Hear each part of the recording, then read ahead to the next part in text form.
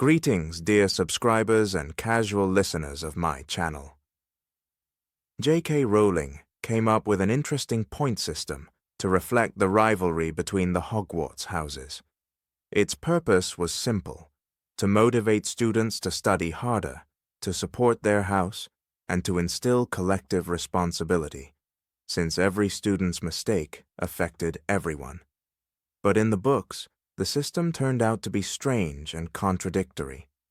The rules for awarding or deducting points were left vague. Snape could dock dozens of points on a whim, while Dumbledore could casually hand Gryffindor 100.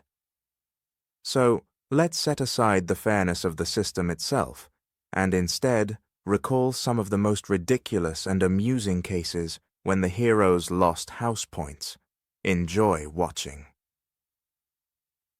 Number 1. Ron's sarcasm. Sixth year brought Ron and Harry plenty of problems with Snape, who had finally been appointed Defense Against the Dark Arts professor. In one lesson, the discussion turned to the difference between infery and ghosts. Harry tried to answer, but Snape immediately mocked him. Ron, in his trademark sarcastic style, decided to step in for his friend. What Harry said is exactly what will help us tell them apart. He smirked. If we meet one in a dark alley at night, we'll just check whether he's solid or see-through. We're not going to ask, "Excuse me, are you by chance a soul imprint?" The class burst out laughing, but the laughter died instantly under Snape's icy glare. Result: minus 10 points from Gryffindor. Number 2. McGonagall and Harry's stubbornness. Fifth year was a real trial for Harry, with Dolores Umbridge arriving at Hogwarts. Their hatred for each other was obvious from the first lesson. Harry kept ending up in detention, and even Professor McGonagall, who usually defended her student, eventually lost patience. "What do you mean?" she asked quietly, so the Ravenclaws wouldn't hear. "Despite my warning, you disrupted Professor Umbridge's lesson again?" "Yes," Harry admitted guiltily. "Potter, you are heading for serious trouble. 5 points from Gryffindor." So yes, even his favorite professor sometimes couldn't take it anymore. Number 3. Ron and the Crocodile Heart. One of the most vivid scenes from Chamber of Secrets.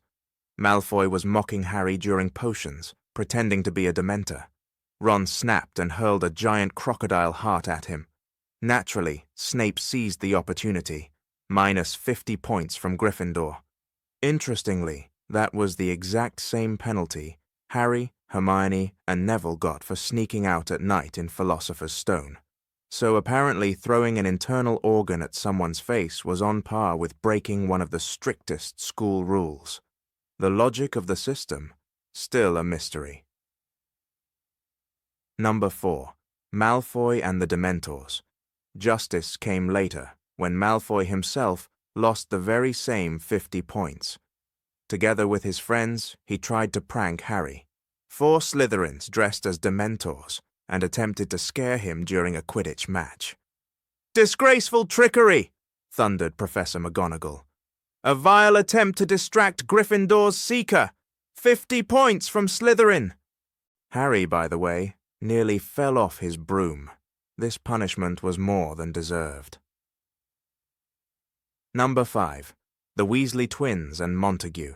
Fred and George were always masters of mischief, but in Order of the Phoenix they went even further. When Umbridge created the Inquisitorial Squad, the Slytherins were given the power to deduct points from other students. Naturally, they started abusing it against Gryffindors. "Malfoy just docked us 50 points, Harry reported angrily. "And Montague tried too," George added. "Tried?" Ron asked, puzzled. "He didn't get the chance," Fred smirked. "We shoved him headfirst into the vanishing cabinet." Whatever Montague intended to do is unknown, but the outcome was definitely worse for him than losing points. Number 6. Harry and Snape. And finally, a scene where no points were lost, but the punishment still hit hard. During a lesson on nonverbal magic, Harry, in frustration, blurted out, "Protego!" which enraged Snape. "We are practicing nonverbal spells today. Potter!" "Yes, sir." "There's no need to call me sir, Professor," Harry snapped. The class gasped. Even Hermione was speechless, but Ron and Seamus couldn't hide their grins. Sometimes losing points would have been a lesser punishment than that kind of clash. Number 7. Hermione and the toothy response. Hermione Granger was known for her discipline, but even she had a breaking point. In Prisoner of Azkaban, when Draco Malfoy mocked Harry and Ron yet again, Hermione's patience snapped. She raised her hand and slapped him across the face. Rowling captures the moment perfectly. Hermione's hand swung through the air and met Malfoy's sneering face with a smack. The class gasped, then burst into applause. For once, Malfoy's cruelty was silenced, not by words, but by action. But the punishment that followed showed the warped logic of the point system. Malfoy had provoked Hermione for months, calling names and humiliating others. Still, it was Gryffindor that lost points. Snape dismissed Malfoy's insults as harmless, but condemned Hermione's slap as unacceptable violence. The irony was striking. Cruelty in words carried no cost, but a single act of defense damaged an entire house. Justice, once again, was not blind at Hogwarts. It was biased. Number 8. Harry and the Ton-Tong Toffee. The Ton-Tong Toffee prank is a perfect example of how unfairly the point system could be applied. Fred and George Weasley had invented a sweet that caused the eater's tongue to swell to grotesque size. At the Quidditch World Cup, Harry first heard about it with amusement. Later, he actually tasted one, only to find himself struggling to speak as his tongue grew uncontrollably. Rowling describes it vividly. His tongue was thick and heavy, lolling out of his mouth like a great rubbery slug. It was a classic Weasley joke, and Harry was the victim, not the instigator. Yet when word of the prank reached Professor Snape, the reaction was as sharp as ever. Instead of targeting the true culprits, Fred and George, Snape docked points from Gryffindor because Harry had been foolish enough to take the sweet. His words cut deeper than the punishment itself. The chosen one ought to know better than to indulge in idiotic tricks. It wasn't just unfair, it was backwards. The victims of pranks became the ones held responsible. This case shows how points at Hogwarts often depended not on justice, but on prejudice. Harry, singled out because of who he was, became the easy target for Snape's disdain. Fred and George escaped with a smirk, while Gryffindor's hourglass lost rubies once again. The message to students was clear. It didn't matter who started the trouble. If Harry was involved, Gryffindor would pay. Number 9. Neville and the Forgotten Password. Neville Longbottom's forgetfulness became one of Gryffindor's greatest weaknesses in Philosopher's Stone. One evening, he could not remember the new password to the common room. He waited outside the portrait hole, frustrated and helpless, until he was tricked. Crabbe and Goyle, disguised under Polyjuice Potion, managed to slip past him. Neville, who never meant any harm, had unknowingly allowed Slytherins into the heart of Gryffindor Tower. The mistake was innocent.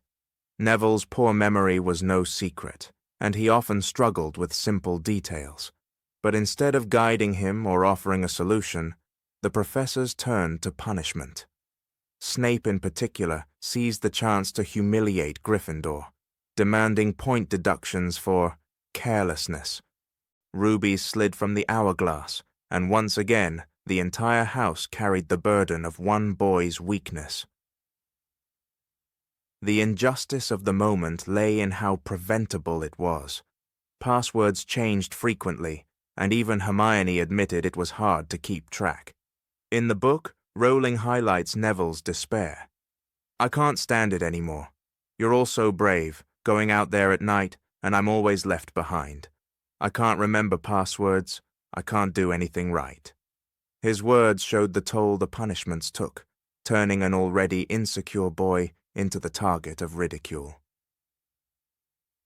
This incident proves how flawed the point system was.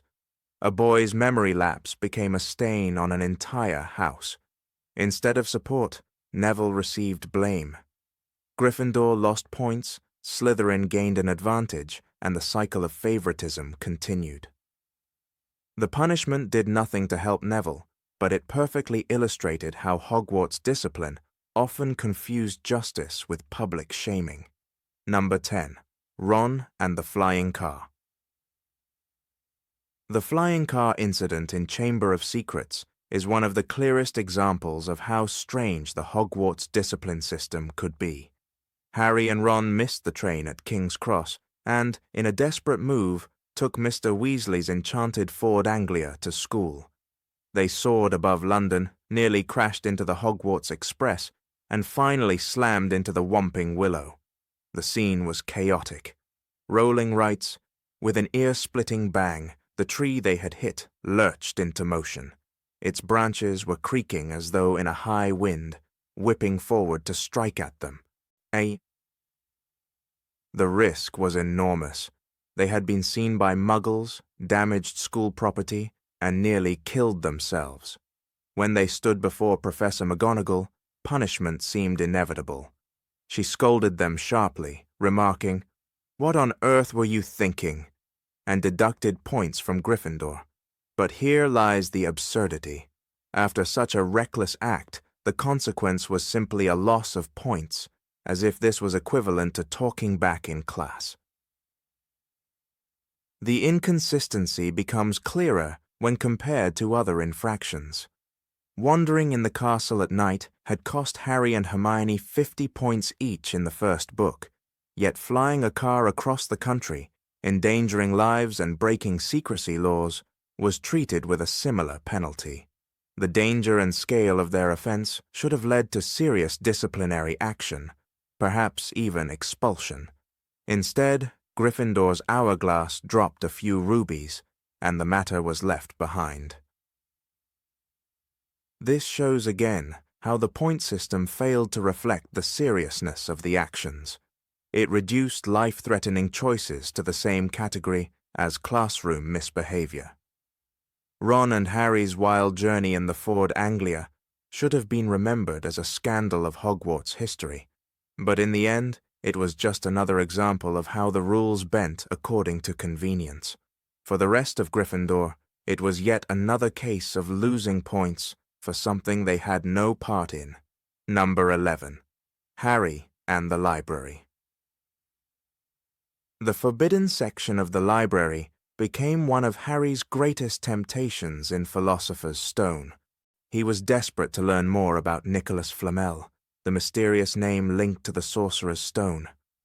One night he crept under the invisibility cloak and opened a book that screamed when disturbed.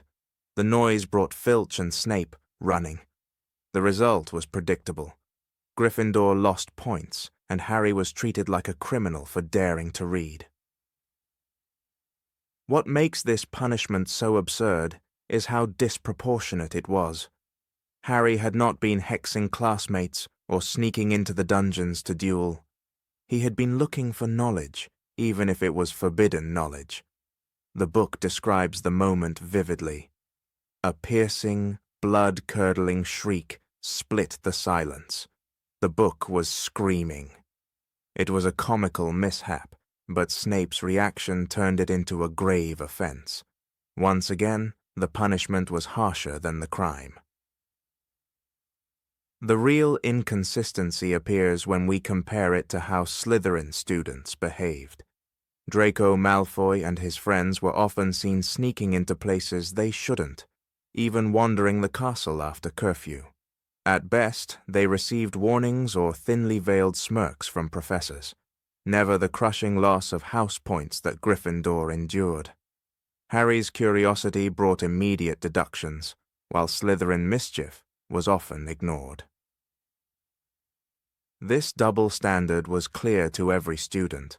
Points were less about fairness and more about who you were and which professor caught you. For Gryffindor, even opening the wrong book meant public humiliation in the hourglasses. For Slytherin, the same act was brushed aside as minor mischief. The message was simple. Rules at Hogwarts didn't apply equally, and the library scene showed it better than almost anything else. Number 12. Harry and the First Year's Broomsticks. Harry's very first flight on a broomstick is one of those moments where the Hogwarts point system shows its absurdity. It began with Neville Longbottom losing his Remembrall, dropped during Madam Hooch's lesson. Draco Malfoy, never missing a chance to mock, snatched it up and taunted the others.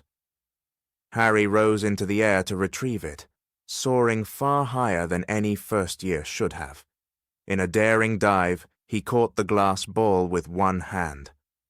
Rowling writes, Harry caught it. He pulled out of his dive, holding up Neville's Remembrall. It was an impressive display, something that should have earned him respect and points. But the reaction was not applause. Instead, Harry was punished. Professor Snape swiftly deducted points for what he called unauthorized flying. In that moment, the bravery and skill Harry showed were disregarded. The rules mattered more than the achievement. Gryffindor paid the price, and Harry was made to feel that his first real talent at Hogwarts was a mistake. The irony came almost immediately afterward. Professor McGonagall witnessed the same stunt and saw not recklessness, but potential. She pulled Harry aside and, instead of scolding him, introduced him to Oliver Wood, the Quidditch captain. Her words in the book are clear. You've got a natural talent, Potter. I think you could be a seeker. What Snape punished, McGonagall rewarded. The same act brought both shame and honor, depending on who was watching. This contradiction captures the heart of the problem.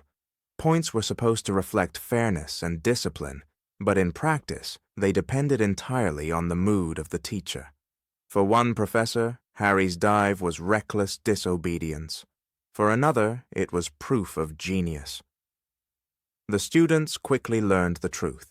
The point system wasn't about justice, it was about perspective. And Gryffindor's hourglass kept losing rubies for reasons that often made no sense at all. Number 13. Hermione and the Nightly Escapade. Hermione Granger had always been the voice of reason. She was the one reminding Harry and Ron about rules, homework, and curfews. And yet, in the Philosopher's Stone, she found herself sneaking through the castle at night alongside the boys. The plan was simple: to follow Draco Malfoy, who had been boasting about exposing them. They moved through the dark, their footsteps echoing in the empty corridors. It was a childish dare, not an act of real danger. But in Hogwarts, even the smallest slip could bring disastrous consequences. When the trio was caught, the punishment felt like a thunderclap. Professor McGonagall's face was pale with fury as she delivered the verdict. "I have never been so ashamed of you," she said coldly, her eyes burning. Then came the words that would echo in Gryffindor Tower. 50 points will be taken from each of you." Harry felt his stomach drop. Hermione froze. Ron muttered in disbelief. In one stroke, Gryffindor lost 150 points. The numbers in the hourglass told the story better than words. Red rubies fell away like blood draining from a wound. Gryffindor's lead vanished overnight. The common room, once filled with laughter and pride, turned cold. Every student looked at Harry, Ron, and Hermione with loathing. Even Neville, who had once admired them, couldn't meet their eyes. For days, the three friends walked through the corridors in silence, shunned by their peers. What makes the punishment feel absurd is its scale. They weren't casting dangerous spells or letting a troll loose. They were walking in the castle at night, curious and reckless. Yet McGonagall treated them like criminals. It's hard to forget Harry's thoughts as he went to bed that night, the shame burning in him. It was worse than anything Dudley had ever done to him, the narration admits. In that single moment, the system of house points revealed its cruelty, collective punishment that made 3 children into pariahs. Number 14. Sirius, and for Harry. When Harry Potter's 5th year at Hogwarts began, he quickly realized that everything he had once taken for granted in the castle had been twisted into a weapon of control. Dolores Umbridge, the Ministry's chosen High Inquisitor, turned the very rules of the school against the students. One of the cruelest examples lay in her treatment of house points. Points had always been a measure of achievement, a way to reward good deeds and discourage misconduct. Under her hand, they became instruments of humiliation, particularly against Harry. Each contact with his godfather, Sirius Black, whether by letter or whispered through the fire, was punished with deductions from Gryffindor's total. This was not discipline in the sense Hogwarts once knew it. It was targeted suppression, aimed at making Harry appear reckless and selfish in front of his peers. The moment Harry understood how dangerous Umbridge's power was came after his attempts to gather information about Voldemort's return. Following the vision he experienced of the Dark Lord, he tried to learn what this connection truly meant. The Hogwarts library, usually a haven of knowledge, offered him little. Desperation drove him to Sirius, who was the only adult he trusted to speak openly. Yet Umbridge had eyes and ears everywhere. Whenever she discovered evidence of Harry's unsanctioned contact with Sirius, she slashed points from Gryffindor. Rowling describes how the points vanished, not because Harry had endangered anyone, but simply because he sought guidance. She took away 10 points for every owl that left the castle, addressed to Sirius Black. The punishment was not for misbehavior in the usual sense, but for reaching towards safety and family. The injustice lay in the fact that no one questioned Harry's motives. He was painted as impulsive, careless, and self-absorbed, when in truth he was a teenager, isolated in an impossible situation. Sirius, confined to Grimmauld Place and hungry for news, was often the only lifeline Harry had. Every note sent, every piece of advice asked, was an attempt to navigate the terrifying burden of his visions and his role in the war. Yet in Umbridge's Hogwarts, this perfectly human impulse for connection was criminalized. Points became her way of declaring to the entire school that Harry's choices were shameful. Gryffindor's hourglass, slowly bleeding rubies, was a public stage for his humiliation. It is important to remember the symbolic weight of those deductions. At Hogwarts, the awarding and removal of house points had always been a matter of pride. When Professor McGonagall gave 5 points for correct transfiguration, or when Snape snatched away 10 for minor infractions, students felt the sting or the triumph keenly. But the balance had always suggested fairness. Under Umbridge, fairness evaporated. The ritual of points was corrupted. Instead of a merit-based system, it became a tool for propaganda, reinforcing the Ministry's message that Harry was unreliable, his alliances suspect, and his friends misguided for trusting him. The supposed neutrality of the system was shattered, replaced by one woman's obsession with control. The cruelty is evident when one looks at the psychological effect on Harry. Each lost point reminded him that his housemates would suffer for his choices. Even Ron and Hermione, though loyal, could not shield him from the glares of fellow Gryffindors who saw their leads slipping in the House Cup competition. The emotional burden was heavy. Harry had to decide between seeking the advice he desperately needed or sparing his housemates the embarrassment of falling behind. Rowling writes of Harry's unease in these moments. He felt as though every owl to Sirius carved another notch into Gryffindor's dwindling lead. It was not simply a punishment of one boy, it was collective punishment designed to turn peers against him. Umbridge's system also mocked the very idea of justice at Hogwarts. Harry was not stealing, cheating, or endangering others in any direct way. His crime was correspondence. If one compares it with Fred and George Weasley's mischief, which frequently disrupted classes and endangered school property, the disproportion becomes striking. The twins lost far fewer points for exploding fireworks than Harry did for writing to his godfather. This deliberate imbalance reveals how Umbridge weaponized the rules. Her goal was never to maintain order, but to silence Harry's voice and sever his ties to anyone who supported him outside the Ministry's narrative. The irony is that Sirius himself encouraged Harry to be cautious, to trust only a few, and to understand that the walls of Hogwarts were not as protective as they once were. Sirius knew better than anyone what it meant to be unjustly punished, to be labeled guilty without fair trial. Every letter he sent carried warnings cloaked in affection. When Umbridge punished Harry for reading those words, she was not punishing disobedience, she was punishing wisdom, the transmission of knowledge that threatened her authority. Harry's attempt to grow, to understand his role in the fight against Voldemort, was reduced to a tally on an hourglass. The public nature of these punishments must also be emphasized. When a teacher removed points, the entire class knew. When the counters in the Great Hall drained, every house noticed. Gryffindor's dwindling rubies marked Harry as a liability.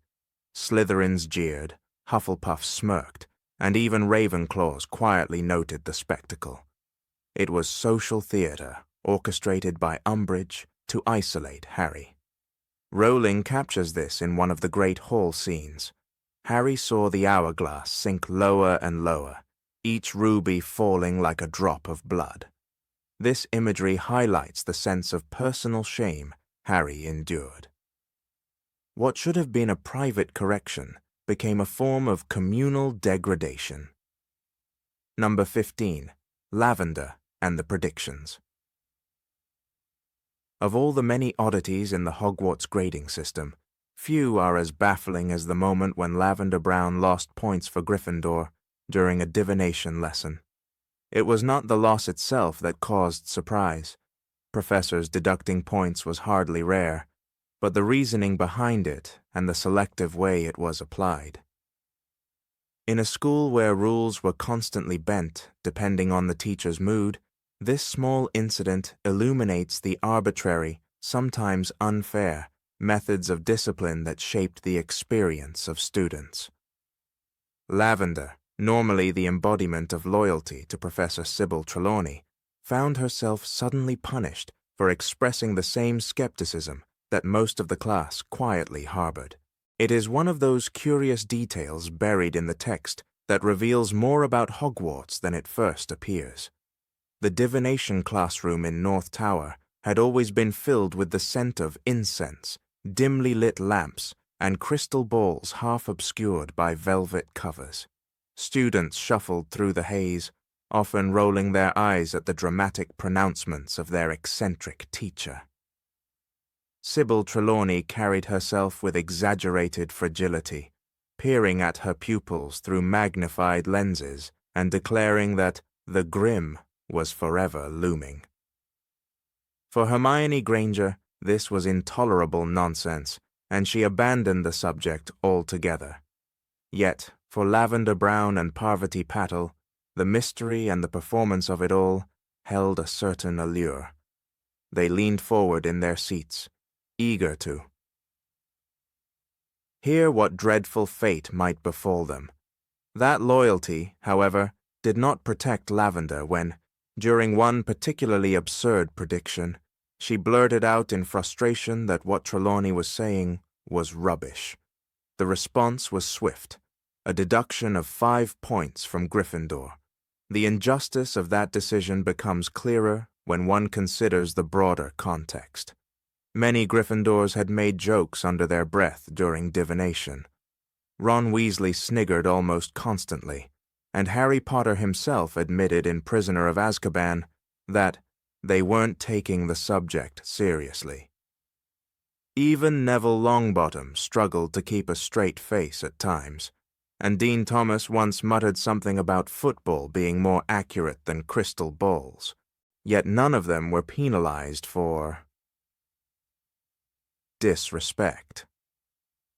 Trelawney singled out Lavender, the very student who had most often defended her, to make an example. The question becomes unavoidable. Why punish the one disciple who momentarily slipped while ignoring the smirks and snickers of the rest? The answer may lie in Trelawney's peculiar psychology. She thrived on having loyal believers, needing them to affirm her fragile sense of importance. When Hermione openly dismissed her subject, Sybil reacted with dramatic disdain, but she did not punish Hermione with point deductions. In Lavender's case, however, the betrayal stung. A disciple turning against the master, even for a single moment, was more intolerable than a skeptic remaining a skeptic. In Prisoner of Azkaban, the text recounts, Professor Trelawney's enormous eyes filled with tears. You mock the sacred art of divination. 5 points from Gryffindor for your insolence. Those words reveal the personal weight behind the punishment. Lavender was not just a student expressing doubt. She was a follower violating faith. One might think that 5 points was insignificant compared to the 50 deducted in other situations. Yet at Hogwarts, every point carried symbolic value. Students lived in constant competition for the House Cup, where even the smallest subtraction could fuel resentment. Gryffindor often lost points in potions with Snape, who used deductions as weapons, but his bias was well known and even expected. Trelawney, however, was supposed to be harmless, eccentric, rather than cruel. Lavender's penalty exposed that even within divination's mystical. Haze, ego, and power played a role. There is also the striking inconsistency when compared to more serious misbehaviors that went unpunished. In Goblet of Fire, Draco Malfoy openly insulted Harry during Care of Magical Creatures lessons, yet Hagrid did not take a single point. In Chamber of Secrets, students made fun of Professor Binns for being unbearably boring, and no points were ever deducted in History of Magic. Even Professor McGonagall, strict as she was, often resorted to sharp words rather than deducting for minor cheekiness. That Trelawney felt compelled to wield the point system against a single exasperated remark demonstrates the disproportionate nature of her judgment. The irony lies in the fact that Lavender herself was one of the most superstitious students in Gryffindor. She was the one who wept when her rabbit, Binky, died, convinced it had been predicted by Trelawney's ominous warning about a thing she dreaded. She whispered excitedly with Parvati about every symbol in tea leaves. If such a student could not maintain faith after repeated failed predictions, then the credibility of the subject itself collapses under its own weight. Lavender's punishment thus reveals the fragility not only of Trelawney's ego, but of divination's entire foundation within Hogwarts' curriculum. The episode also highlights how arbitrary discipline at Hogwarts could shape the relationships between students and professors. After losing points, Lavender did not rebel outright, but something shifted. Her devotion to Trelawney became more cautious, less absolute. By the time of Half-Blood Prince, she was far more interested in her relationship with Ron than in mystical prophecies. It is tempting to see in that a subtle arc, a girl once enthralled by superstition who, after being punished unfairly by the very system she trusted, turned her attention to more earthly concerns. Number 16. Harry and Dumbledore's Password. When Harry Potter first discovered the peculiar way to enter Dumbledore's office, the memory stayed with him forever.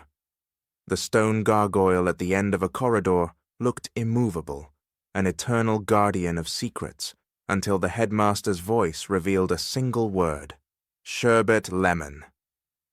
The statue sprang to life, revealing the spiral staircase leading to the office above. It was an odd system, at once whimsical and deeply insecure, for the code that protected the most important room at Hogwarts was not an elaborate incantation or protective rune, but a mere reference to sweets. Harry, who was still adjusting to the unpredictable mix of danger and absurdity in the magical world, stored the memory with curiosity, not yet aware that even this trivial detail could later become the reason for embarrassment and punishment. Harry's first visit to that office was filled with awe. He remembered the Phoenix Forks perched nearby, the sorting hat resting on a shelf, and the gleam of strange instruments clicking and whirring in the corners. Yet the strangest part of all had been the simplicity of access. Unlike the heavily warded rooms in stories of old wizards, this was a place where a child could, if they knew the right word, stumble upon the secrets of the headmaster. Harry mentioned it later to Ron and Hermione, almost absent-mindedly, recounting how the guardian moved aside at the mention of a candy. "Sherbet lemon," he repeated, half amused by the thought. For his friends it was no more than a curious detail, another eccentricity of Albus Dumbledore, whose love of Muggle sweets was well known. It seemed innocent, harmless, a private joke rather than a breach of protocol. What Harry did not expect was how quickly rumors traveled within the walls of the castle. Words spoken between friends sometimes carried beyond the safety of common rooms. Seamus Finnegan overheard, then Dean Thomas, and before long half of Gryffindor Tower knew the amusing secret about Dumbledore's office. Nobody thought of using it. It was simply a funny detail about their enigmatic headmaster. But the chain of whispers eventually reached the one person who always found ways to make Harry's life difficult. Professor Severus Snape. When Snape learned that Harry had repeated the password to others, he did not see eccentricity or humor. He saw recklessness, a disregard for security, and a chance to enforce humiliation. Snape's reaction was swift and merciless. In the Great Hall, with other students listening, he informed Harry that such careless behavior could endanger the safety of the headmaster himself. With his dark eyes fixed on Harry, he announced that Gryffindor would lose points. The words fell like stones. 20 points from Gryffindor for endangering the security of the headmaster's office. There was no trial, no opportunity to explain that no harm had come from the slip of the tongue. Harry stood silent, anger and injustice rising in his chest, while his housemates muttered in frustration. Once again, Gryffindor had been punished not for what happened, but for who Harry Potter was. The irony of the situation became sharper as time passed.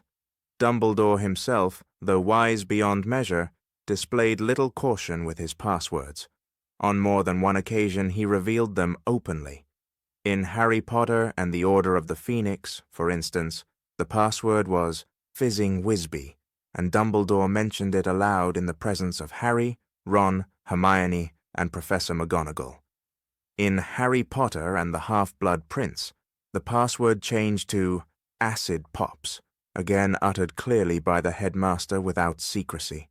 The supposed rule of security crumbled in the face of Dumbledore's own behavior. If the greatest wizard of his age thought nothing of announcing a candy-themed password in public, how dangerous could Harry's slip truly have been? This discrepancy revealed the double standard that haunted Harry throughout his years at Hogwarts. Rules seemed to bend depending on who enforced them and upon whom they were applied. Snape, driven by a complex web of resentment and bitterness, found in Harry's small indiscretions an endless well of opportunities to punish. Dumbledore, on the other hand, treated the passwords lightly, more as a personal amusement than as a fortress to be defended. In this clash of perspectives, Harry became the scapegoat, the student forever walking the thin line between normal mischief and disproportionate punishment. Hermione Granger, always attentive to fairness and logic, pointed out the absurdity more than once. She knew the gravity with which the faculty sometimes treated matters of security, yet she could not reconcile it with the headmaster's carefree use of candy names. "It's hardly a defense against dark wizards," she remarked at one point, her voice full of exasperation. If anyone wanted to attack Dumbledore, surely the barrier would not be the challenge of guessing a sweet. In fact, the very simplicity of the system might have been the greatest weakness, since any student passing by could accidentally stumble upon the correct word. What made the incident unforgettable was not just the unfair loss of points, but the lesson it carried. Harry learned that at Hogwarts, justice was not always blind. Authority could be colored by personal grudges, and punishment could be more about discipline and humiliation than about actual danger. Snape's decision to strip Gryffindor of points for security violation was a moment that underscored the imbalance of power between teachers and students, especially when emotions and personal histories interfered with reason. Harry became the victim of this imbalance, his actions judged more harshly simply because of who he was. Number 17. Neville and the Lost Memory. In the third book of the Harry Potter saga, The Prisoner of Azkaban, J.K. Rowling offers one of the strangest examples of how the Hogwarts system of awarding and deducting house points could become both cruel and illogical. The scene is well remembered by many readers. Poor Neville Longbottom, with his clumsy hands and nervous demeanor, manages to lose the scrap of parchment on which he had written down the Gryffindor passwords. That single mistake allows Sirius Black, at that time believed to be a dangerous murderer, to slip into the Gryffindor common room. When the disaster comes to light, the punishment is not limited to Neville himself. Instead, Professor Snape, with his cold and deliberate malice, chooses to humiliate the entire house by stripping away dozens of points, transforming Neville's lapse into a collective stain on Gryffindor's honor. Neville had never been the brightest or most confident student in his year, but his clumsiness had always been portrayed as endearing rather than malicious. Readers will recall that this is the same boy who, in his very first flying lesson, lost control of his broomstick and ended up dangling helplessly from the castle walls. By the time of his third year, Neville remained a figure of pity among his peers, often mocked even by fellow Gryffindors. His tendency to forget spells, misplace his belongings, and confuse incantations painted him as a liability in class. The incident. With the passwords was a tragic extension of this same pattern. In his nervousness, he thought it safer to write the constantly changing passwords down on a piece of parchment, given by none other than the fat lady who guarded their portrait hole. The book tells us plainly, Neville had lost the list of passwords that Professor McGonagall had expressly forbidden him to write down. His error was undeniable, but his intent was never malicious. The consequences, however, were severe. Sirius Black, who had already terrified the school by slashing the portrait of the fat lady, now managed to step directly into the Gryffindor common room, armed with nothing more than the password Neville had scribbled down. Though Sirius's true motives would only be revealed later, At the time, the entire school believed him to be a murderous traitor bent on killing Harry Potter. This intrusion shook the entire castle, and when the cause was revealed, Professor McGonagall reacted with a mix of stern disappointment and maternal sorrow. Yet the final blow came not from her, but from Professor Snape, who seized the opportunity to humiliate Gryffindor House. The narration describes it with cutting clarity. Snape was delighted, of course, to have an excuse to punish Gryffindor. It is here that the strangeness of Hogwarts' disciplinary system shines through most clearly. Snape's decision to take points not just from Neville, but from the whole house, reveals how house points could be twisted into a tool of collective shame rather than individual correction. In ordinary schools, punishments are given directly to the guilty party. A detention, a scolding, perhaps even a letter home. These are targeted responses that allow a student to face the consequences of their own actions. But at Hogwarts, where every success or failure is filtered through the lens of house rivalry, the entire student body is forced to suffer. Neville's mistake was personal, and it was born from fear rather than negligence, but Snape's deduction turned it into a reason for every Gryffindor to glare at him in frustration and anger. The innocent were made to feel as guilty as the culprit, and in that sense, the punishment functioned less as discipline and more as humiliation. What makes the moment so unsettling is that Neville himself was already prone to guilt and self-blame. He knew he had disappointed his professors, and he knew he had endangered his friends. Neville was the kind of boy who flushed crimson at the smallest rebuke, who would rather shrink into the floorboards than confront his own failures in front of others. Yet Snape's action magnified this humiliation 100-fold.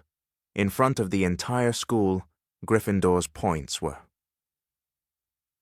slashed because of him. 50 points from Gryffindor, the book recounts, and the echo of those words left Neville crushed. Imagine the faces of his dorm mates, Harry, Ron, and Hermione, all staring in disbelief, knowing that their house had been weakened not by an act of bravery or cowardice, but by the simple forgetfulness of their timid friend. It is important to note that this was not the first time Neville had suffered in the name of house discipline. Readers remember vividly in The Philosopher's Stone when Neville tried to stop Harry, Ron, and Hermione from sneaking out at night. Though his courage was genuine, "You can't go out, you'll get Gryffindor into trouble again," he ended up petrified by Hermione's spell and punished alongside them when they were caught. At that time, Professor McGonagall deducted 50 points each, including from Neville, turning him into an object of ridicule for weeks. The boy who had tried to obey the rules was treated the same as those who had broken them. Thus, the Sirius Black incident was not isolated, but part of a recurring pattern. Neville being shamed not only for his mistakes, but even for his loyalty. The real question is why the house point system allowed such miscarriages of justice. Snape's deduction was less about protecting Hogwarts and more about fueling the rivalry between Slytherin and Gryffindor. His disdain for Neville was legendary, but his deeper satisfaction lay in weakening Gryffindor's chances of winning the House Cup. By reducing Gryffindor's score, he ensured that Slytherin would edge closer to victory. And in this sense, the punishment was corrupted by personal bias. The narrative makes no attempt to hide this bias. Snape looked as though Christmas had come early, the book states, reveling in the chance to strip honor away from his enemies. The students became pawns in a professor's grudge, and discipline became indistinguishable from favoritism. Neville's classmates were left with a cruel choice: resent him or resent Snape. For Harry, Ron, and Hermione, the loyalty of friendship demanded sympathy, but the reality of losing house points created frustration. Every Gryffindor felt the sting, for points were more than numbers. They were symbols of pride, banners of identity, and tokens of victory in the year-long battle for the House Cup. To lose them through Neville's blunder meant to carry the burden in every hallway conversation, every smirk from the Slytherins, every whispered complaint in the common room. The punishment was collective precisely because its pain was collective. That is why Snape chose it, because the sting of shame spread farther when multiplied. The irony is that Neville's so-called failures were always tied to his underlying bravery.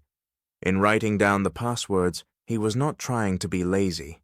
He was trying to make sure he remembered them, desperate to avoid being locked out again and scolded by his peers. In his earlier confrontation with Harry and Hermione, he acted out of loyalty to the rules of the house. Time and again, his mistakes were born not of malice, but of a desire to do right, though clumsily. The punishment system, however, could not distinguish between intent and outcome. It judged only by consequences, and thus the boy most desperate to belong was branded as the one who endangered them all. This incident also foreshadows the deeper arc of Neville's character. By the final book, he emerges as a true Gryffindor hero, standing up to Voldemort himself when few others dared. The contrast between that moment of triumph and his humiliation in the third year underscores the cruelty of the system that had nearly broken him. One can imagine how much courage it must have taken to continue striving after such repeated public shaming. Every time points were deducted, every time classmates sighed in exasperation, Neville carried the burden and yet remained loyal to his house. In this way, the Sirius Black password. Disaster serves less as a reflection of Neville's weakness and more as a testament to his resilience. Another layer of the injustice lies in the authority of the professors themselves. Snape's ability to strip away points without oversight reveals how fragile the fairness of Hogwarts discipline could be. There was no committee, no appeal, no second opinion. A teacher's bias became law. For Slytherins, this meant protection and favoritism. For Gryffindors, it meant humiliation and sabotage. When Snape targeted Neville, he was not just punishing a boy.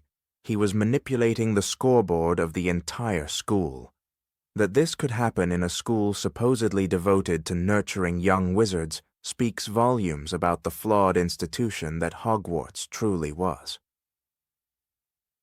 For Neville, the sting of lost points was likely more painful than detention or reprimand. Detention could be endured privately. Lost points were visible to the entire school.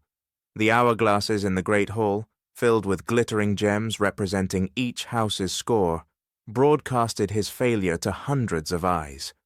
Every missing ruby was a reminder that he had let his house down. The social weight of this humiliation was immense, and it is no wonder that Neville often shrank from attention, avoiding confrontation whenever possible. His story in the third year is not just about losing a piece of parchment, it is about carrying the crushing burden of public shame. The Sirius Black incident thus reveals the darker side of the house point system. What was intended as a way to encourage teamwork and discipline often degenerated into a tool of rivalry and humiliation. Snape's delight in punishing Gryffindor showed that the system could be exploited for personal vendettas. Neville's suffering highlighted how collective punishment turned innocent bystanders into victims. And Gryffindor's frustration revealed how a boy's desperate attempt to cope with his weaknesses could be transformed into a mark of disgrace. The scene is remembered not because it was fair, but because it was cruelly absurd. Perhaps that is the lesson Rowling wanted readers to see, that greatness is not measured by points or trophies, but by perseverance in the face of humiliation. Neville's journey did not end with the lost passwords. Instead, it continued toward the moment when he stood in the ruins of Hogwarts, sword in hand, defying the Dark Lord. The boy who once lost house points became the boy who gave hope to the school. Yet we should not forget the injustice he endured along the way. The strange, almost nonsensical punishment of third year stands as one of the clearest examples of how Hogwarts could fail its students, punishing loyalty, ridiculing weakness, and humiliating the many for the mistake of one. Number 18. Harry and talking in class. Harry Potter's 5th year at Hogwarts was a battlefield long before the final confrontation in the Department of Mysteries. It was a year where truth itself became a weapon, and one of the most ironic punishments in his school life came not from mischief or broken rules, but from speaking the simple reality that no one wanted to hear. During a lesson with Dolores Umbridge, the newly installed Defense Against the Dark Arts professor, Harry blurted out the words that would cost him and his house dearly. Voldemort had returned. In the strange logic of Hogwarts' point system, bravery and honesty did not earn recognition that day. Instead, it cost Gryffindor points. The episode serves as a reminder of how authority, when blinded by ideology, can turn truth into insubordination and punish the messenger rather than confront the message. The scene unfolded in Harry Potter and the Order of the Phoenix at a moment when the entire wizarding world was split between two versions of reality. Harry had witnessed Cedric Diggory's death, had seen Voldemort rise from the cauldron in the graveyard, and carried the knowledge like a curse, yet the Ministry of Magic denied it. Cornelius Fudge spread propaganda, determined to silence Dumbledore and discredit Harry. Dolores Umbridge was the instrument of that denial, and she wielded her power through both her lessons and her cruel manipulation of the point system. She was there to crush dissent and nothing. Embodied dissent more than Harry daring to say aloud, "He's back." Umbridge's lessons were designed not to prepare students for defense, but to keep them docile. She instructed them to memorize safe, sanitized theories from textbooks, forbidding any practical defense against the dark arts. For Harry, who had faced Dementors, basilisk fangs, and death itself, this insult to reality was unbearable. The final spark came when Umbridge announced, in her falsely sweet tone, that Voldemort's return was a fabrication. Harry's temper, always a defining trait, flared. He spoke the words that had been burning within him since Cedric's death. It was not a calculated act of rebellion. It was an outburst, born of truth too heavy to silence.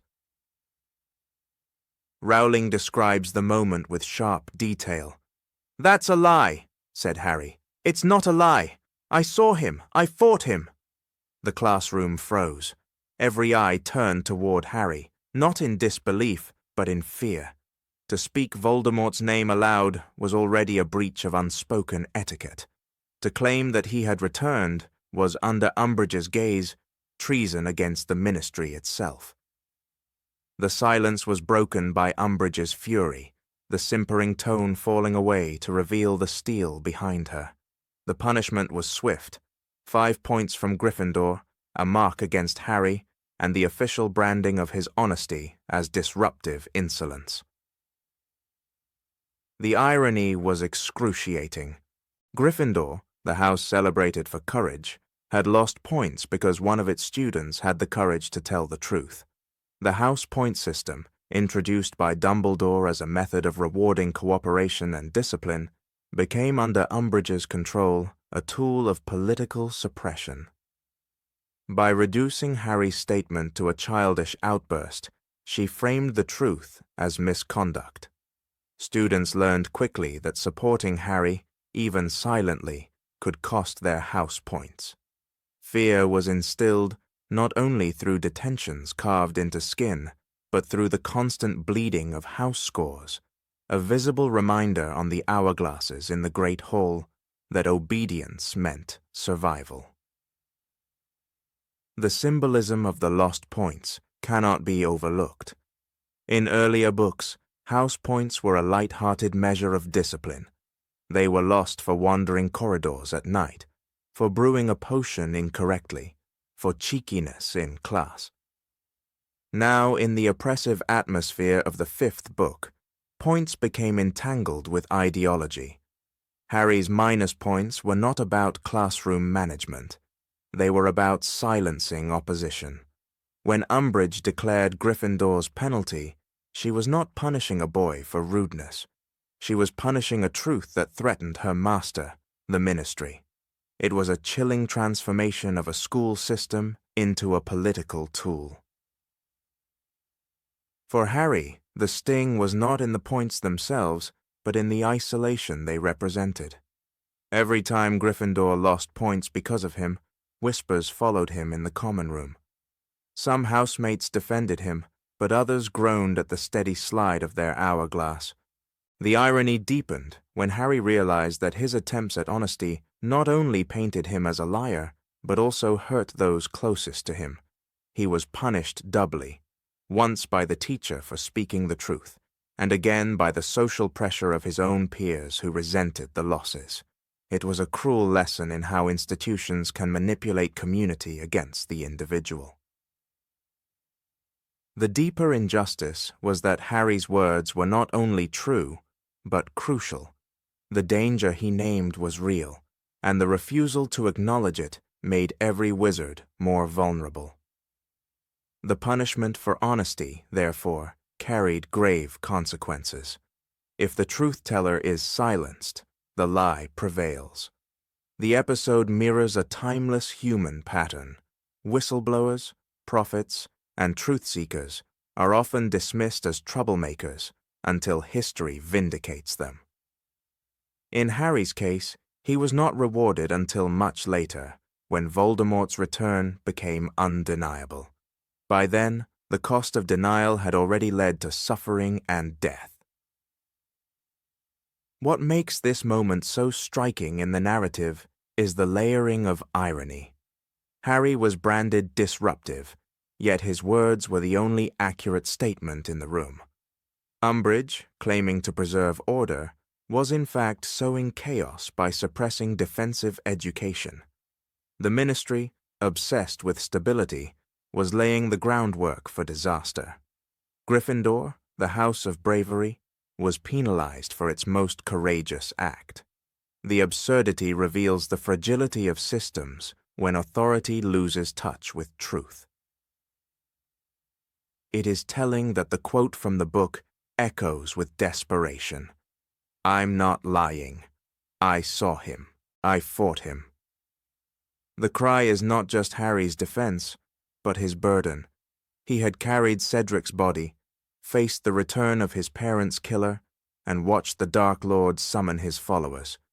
Yet in a classroom at Hogwarts, his testimony counted for less than the Ministry's propaganda. The power dynamics of the school reduced a witness of war to a petulant student. This dissonance is central to Harry's fifth-year arc. He is no longer a child, but the world insists on treating him as one, except when punishing him as an enemy. The loss of points in that moment is almost comically small in comparison to the stakes. 5 points from Gryffindor, against the backdrop of life and death, seems trivial. Yet that triviality is precisely what makes it so cutting. It reveals how institutions can use small punishments to enforce enormous silences. The absurdity forces the reader to confront the question: how many times in history has truth been brushed aside with seemingly minor penalties until denial escalated into catastrophe? Harry's 5 lost points echo with the weight of far more than a school competition. For readers, the moment resonates because it captures the essence of Harry's struggle that year. He is the boy who knows the truth, screaming into a void of denial. He is the student punished for the very qualities, honesty, bravery, defiance, that once won him admiration, and he is the living embodiment of how truth, when inconvenient, is treated as rebellion. The irony builds sympathy for Harry, who stands alone against an institution determined to brand him a liar. Every lost point becomes another grain of sand in the growing hourglass of injustice. The wider narrative purpose of this punishment is to show how corruption distorts even the most ordinary systems. House points, once symbols of fairness, become symbols of tyranny. Detention, once a corrective for misbehavior, becomes a form of torture carved into skin. Classrooms, once places of learning, become arenas of propaganda. By focusing on Harry's small act of defiance and its disproportionate consequence, Rowling demonstrates how authoritarian power operates not just through grand decrees, but through everyday humiliations. It is also crucial to note that the moment foreshadows the larger vindication Harry will receive. When Voldemort appears in the Ministry itself, the world is forced to admit that Harry was right. But that recognition comes too late to undo the damage of denial. The lost points, the detentions, the isolation, all of it laid the groundwork for Harry's deep distrust of authority. The memory of being punished for honesty shaped his later decisions, pushing him to rely on his own judgment rather than on the structures around him.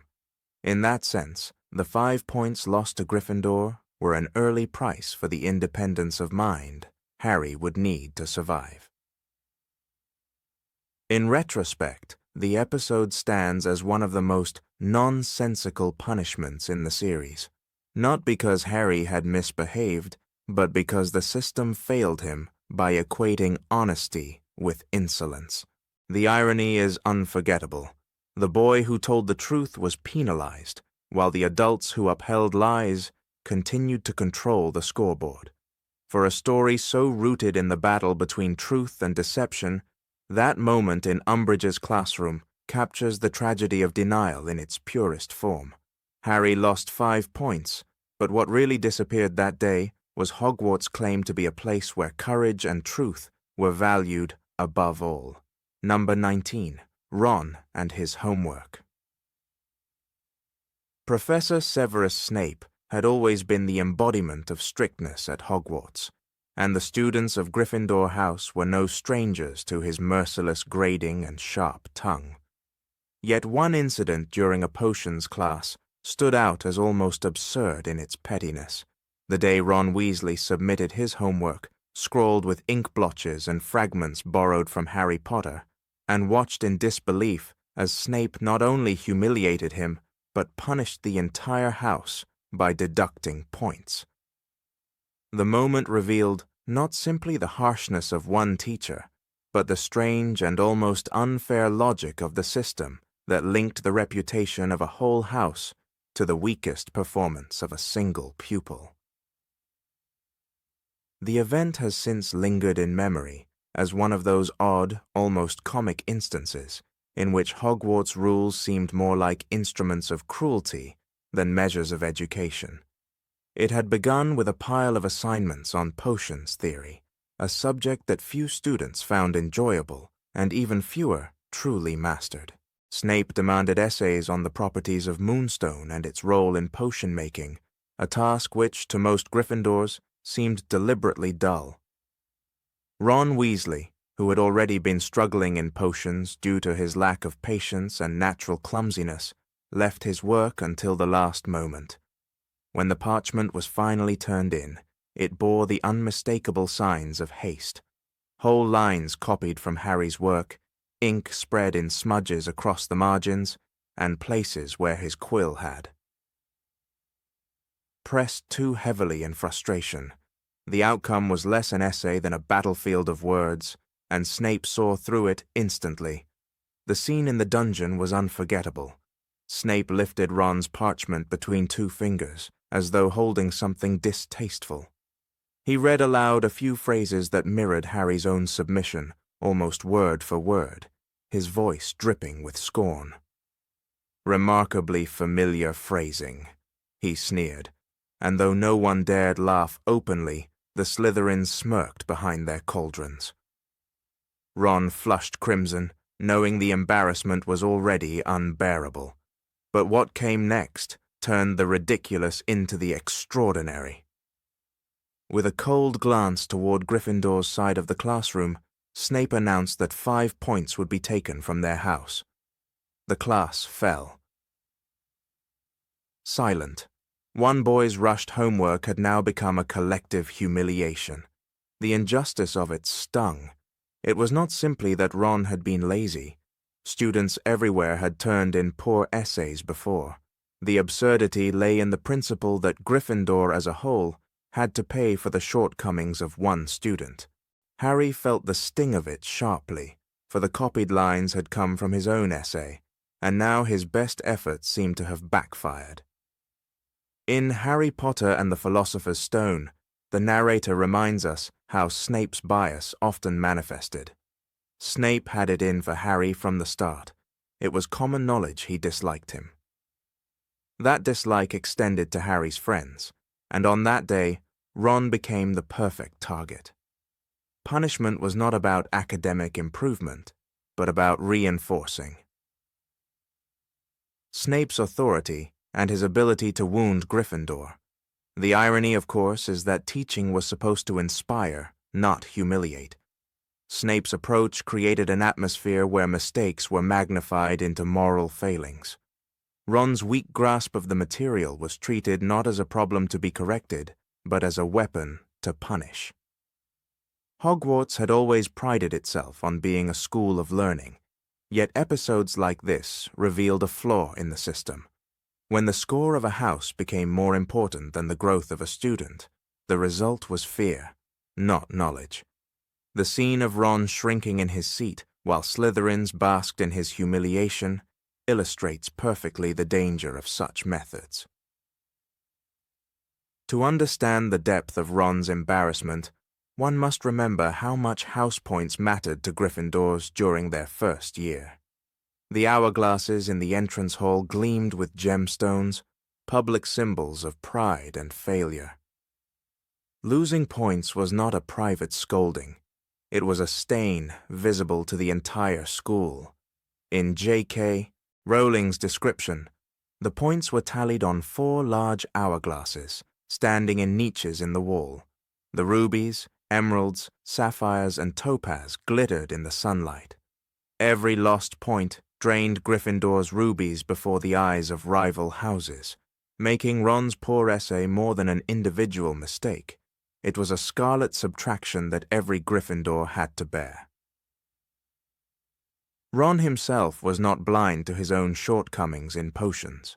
Throughout the books, he struggled to grasp complex instructions, often spilling ingredients or miscalculating measurements.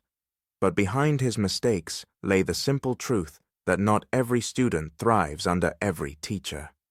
With Snape, the subject became less about ingredients and cauldrons and more about surviving the constant hostility directed at Gryffindor students.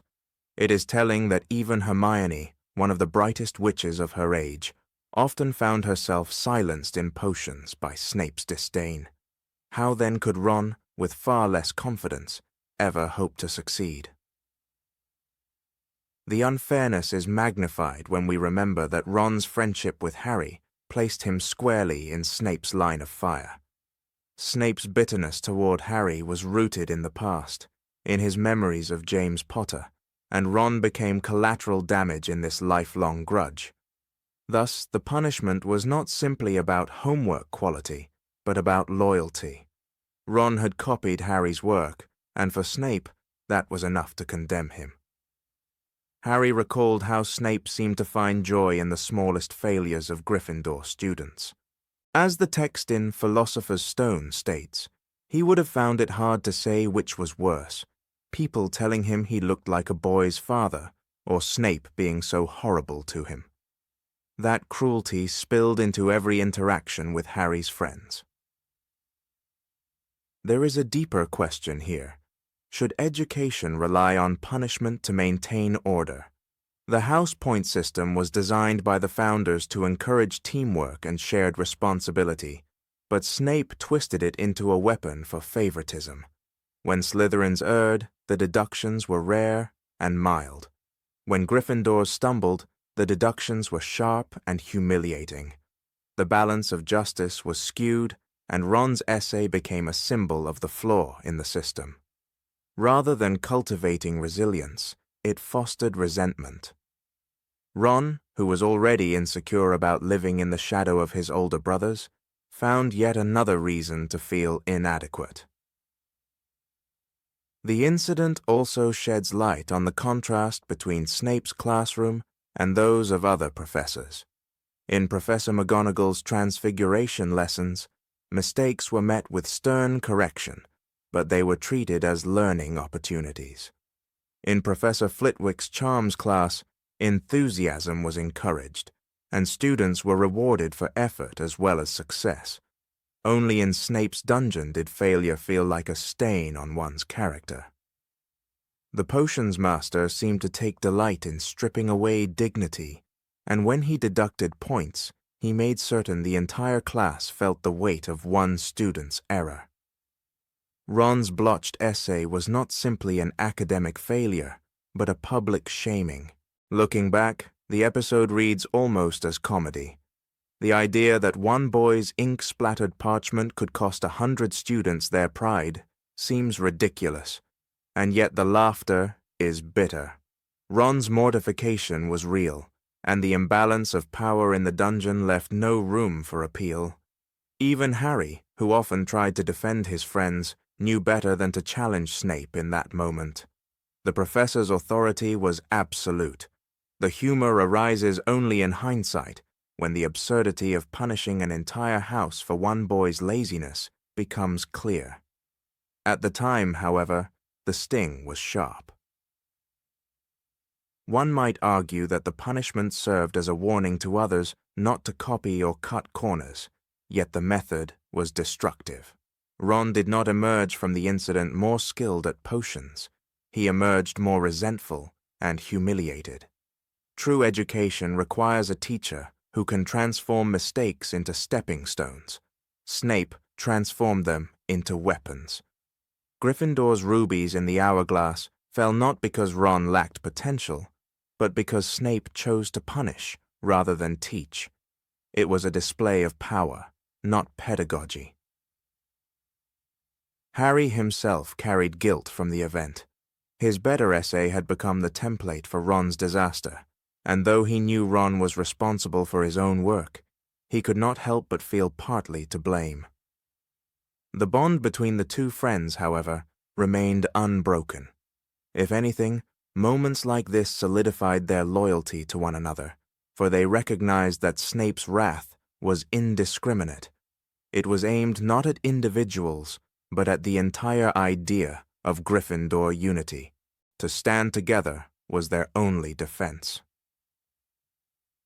Even as years passed, the memory of that absurd point deduction lingered. Students whispered about it as one more example of Snape's impossible standards. For Ron, it was one of many battles with schoolwork, yet the humiliation remained etched in his memory. Later triumphs in bravery and loyalty would overshadow such failures, but the comic image of his smudged essay, held aloft in Snape's fingers, persisted as a reminder that sometimes Hogwarts rules punished more than they educated. It was a moment when the scales of justice tipped not toward fairness, but toward mockery. And so the dungeon incident lives on in the collective memory of Gryffindor as a strange blend of comedy and cruelty. A young boy's clumsy essay became the spark for a house-wide loss. A teacher's bitterness turned into public shame, and a school designed to foster growth instead humiliated one of its own. Ron Weasley learned little about Moonstone that day, but he learned volumes about injustice. For readers and fans, the event stands as one of those oddly revealing episodes in the Harry Potter series, when beneath the humor lies a sharp truth.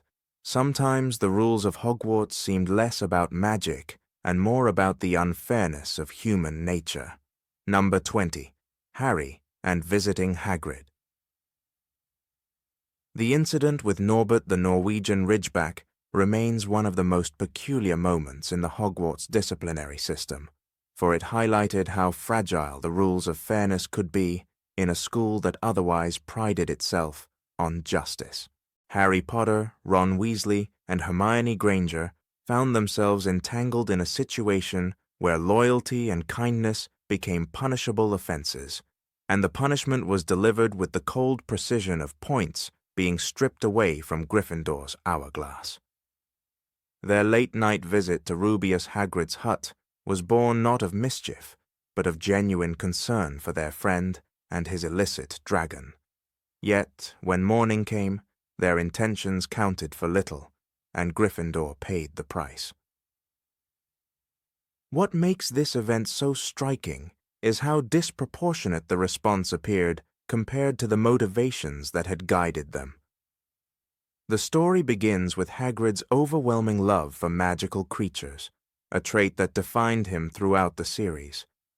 He had obtained a dragon's egg from a hooded stranger in the pub, an exchange that already seemed suspicious. To Hagrid, however, this was a dream come true. "Bless him. Look, he knows his mommy," Hagrid said proudly, rocking the small dragon. The danger was clear, for dragons were not creatures fit for domestic care, and the Ministry had strict regulations about their breeding. Yet Harry, Ron, and Hermione, despite being only 11 years old, understood the implications far more quickly than Hagrid himself. They knew the dragon posed risks, not only to Hagrid's safety, but to the entire castle. Their attempts to help him were not rebellions against authority, but acts of compassion. It was this compassion that led them to remain with Hagrid through the night, comforting him as the dragon grew larger and more difficult to handle. Harry's instincts told him that this situation could not last. The trio risked themselves, huddled under the invisibility cloak and whispering plans about how to send Norbert away safely. Their discussions were not filled with schemes to break rules for their amusement, but rather with anxious questions of responsibility. Dragons belong in the wild, not in a hut on the edge of the Forbidden Forest, Hermione had reasoned. Her logic was sound, her concern practical. Yet the school would later dismiss these motives entirely when judgment fell. The night of the visit was chaotic. Norbert bit Ron, leaving a nasty wound that festered and sent him to the hospital wing. Hagrid, distressed, barely noticed how dangerous the situation had become. Harry and Hermione then carried out the perilous mission of transporting the dragon to the astronomy tower, where Charlie Weasley's friends would collect it. This was not a lark, but a high-stakes task, undertaken out of loyalty to Hagrid and to prevent catastrophe for Hogwarts. The level of bravery in children of their age should have been met with admiration, or at least understanding. Instead, Professor McGonagall, upon discovering them in the corridors, reduced the matter to a violation of curfew, nothing more and nothing less. The decision to remove points from Gryffindor has always seemed mechanical, as though the context was erased in favor of procedure.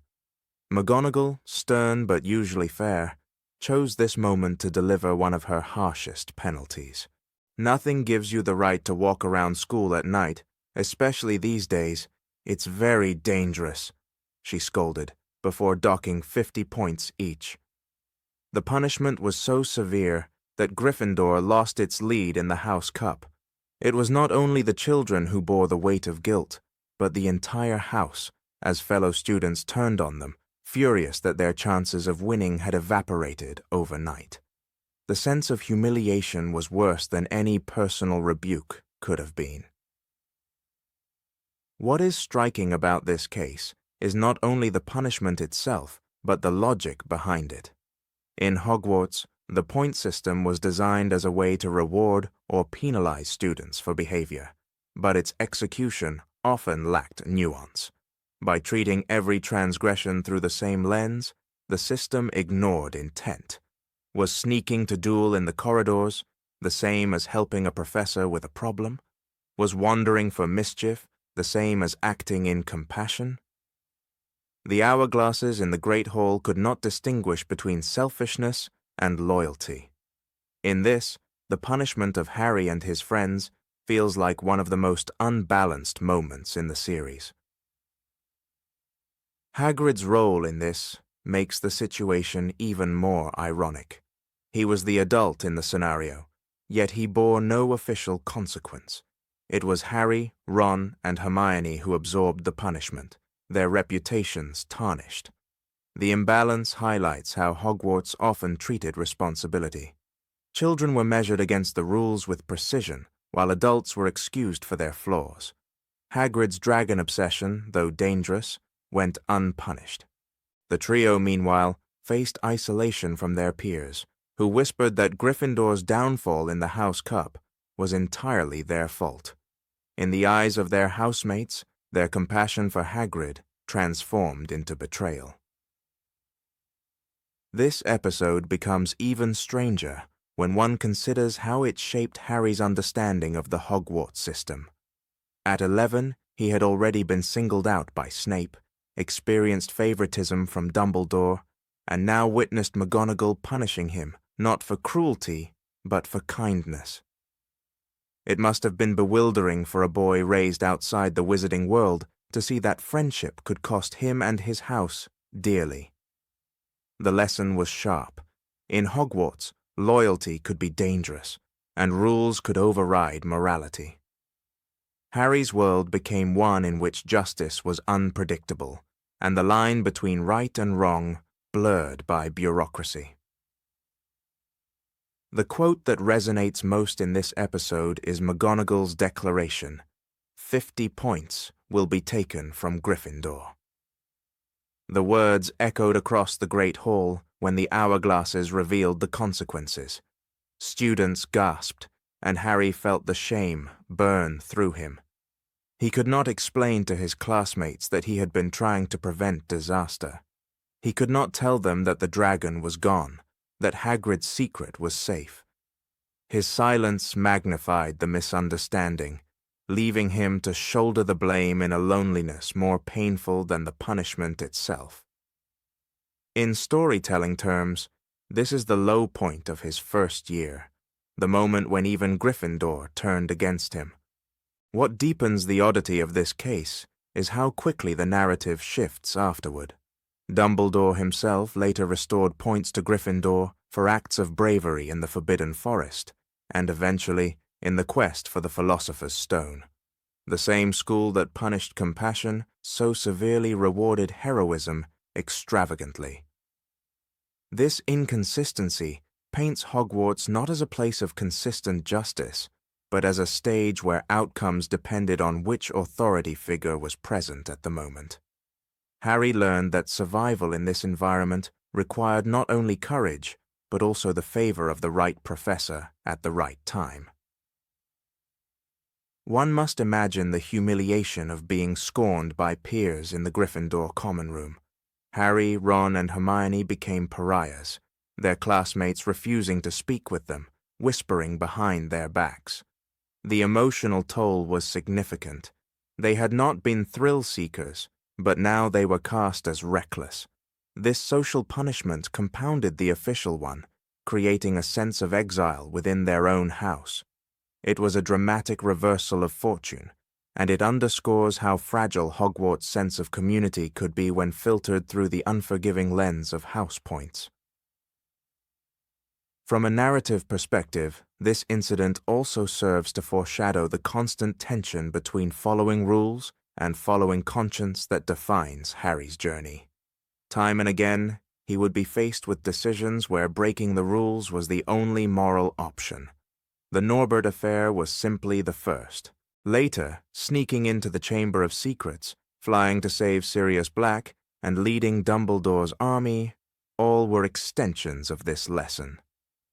The harsh punishment over Norbert taught him that doing the right thing might always be punished in the short term, but that the long-term stakes were more important. Readers often sympathize with Harry in this moment because it mirrors real-life frustrations with systems of authority. Rules are necessary, but when applied without regard for intent, they become mechanisms of injustice. The Norbert episode encapsulates this perfectly. Harry's good intentions were invisible to the rules of Hogwarts. What remained visible were only footsteps after curfew, and in that narrow vision, McGonagall saw only disobedience. The richness of the children's motivations was erased by the simplicity of the hourglass. There is also an underlying commentary about power. The professors wielded the ability to shape the destiny of entire houses with a simple decision. 50 points could alter the social hierarchy of the school overnight. It gave individuals like McGonagall and Snape immense influence, unchecked and unquestioned. For children like Harry, the arbitrary nature of this power must have been a revelation. It showed him that authority could be as flawed and biased as any human being, and that fairness was often secondary to appearances. In the end, the punishment for the Norbert incident stands as one of the strangest examples of Hogwarts discipline. It punished kindness and loyalty, ignored adult responsibility, and damaged the bonds within Gryffindor House. It taught Harry that rules were not always aligned with morality, and that justice could be obscured by rigid procedure. The lesson stayed with him, preparing him for the greater moral choices ahead. The irony is that what was meant as a punishment became, in narrative terms, a moment of growth, though it came at the cost of pain and misunderstanding. Number 21. Ginny and her defenders. Under the dim light of the dungeon classroom, a moment unfolded that spoke louder about the imbalance of power at Hogwarts than any rulebook ever could. Severus Snape, with his signature mixture of sarcasm and disdain, delivered a cutting remark about Ginny Weasley's performance in Quidditch. Ginny, who was fiercely determined on the pitch, had grown used to whispers and comparisons, but Snape's commentary carried an edge that went beyond sporting critique. His words, dripping with venom, were designed to humiliate, not to teach. What followed revealed an injustice that Harry Potter and his friends had experienced countless times, but which here took on a special resonance, a punishment that ignored fairness, blurred responsibility, and punished collective loyalty rather than individual missteps. The incident is lodged in the 6th book, Harry Potter and the Half-Blood Prince, when Gryffindor's spirit collided with Snape's unyielding authority. Ginny had just endured one of his sarcastic evaluations. It was not unusual for Snape to target Gryffindors, and especially anyone linked to Harry Potter.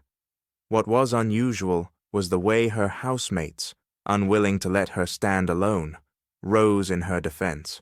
Several Gryffindor students spoke out against Snape's mockery, their voices a chorus of defiance. In that small act,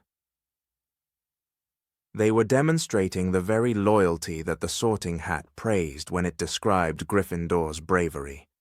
Yet Snape's answer was swift and brutal, a cold announcement of 10 points from Gryffindor, not directed at one individual, but at all who had dared to object. The ambiguity of the punishment stung more than the deduction itself. The book records it with unsettling clarity. 10 points from Gryffindor for speaking out of turn, Snape declared, sweeping his gaze across the group. It did not matter who had actually spoken the words of protest. The guilt, in Snape's eyes, was shared by all. This was not a question of rules broken, it was a message about power. It reinforced the notion that Snape's classroom was not a space for fairness or debate, but one where obedience, even in the face of cruelty, was the only safe path. For Harry, who had long struggled with Snape's arbitrary discipline, the punishment carried a bitter echo. He knew from experience that Snape's grading and point deductions were often tools of personal vendetta rather than justice. In The Half-Blood Prince, Harry had already endured Snape's cutting remarks about his late-night adventures and his alleged arrogance. But seeing Ginny and others pulled into the same cycle of arbitrary loss of points struck a nerve. It was one thing for Harry himself to be targeted. His feud with Snape was an old and familiar wound.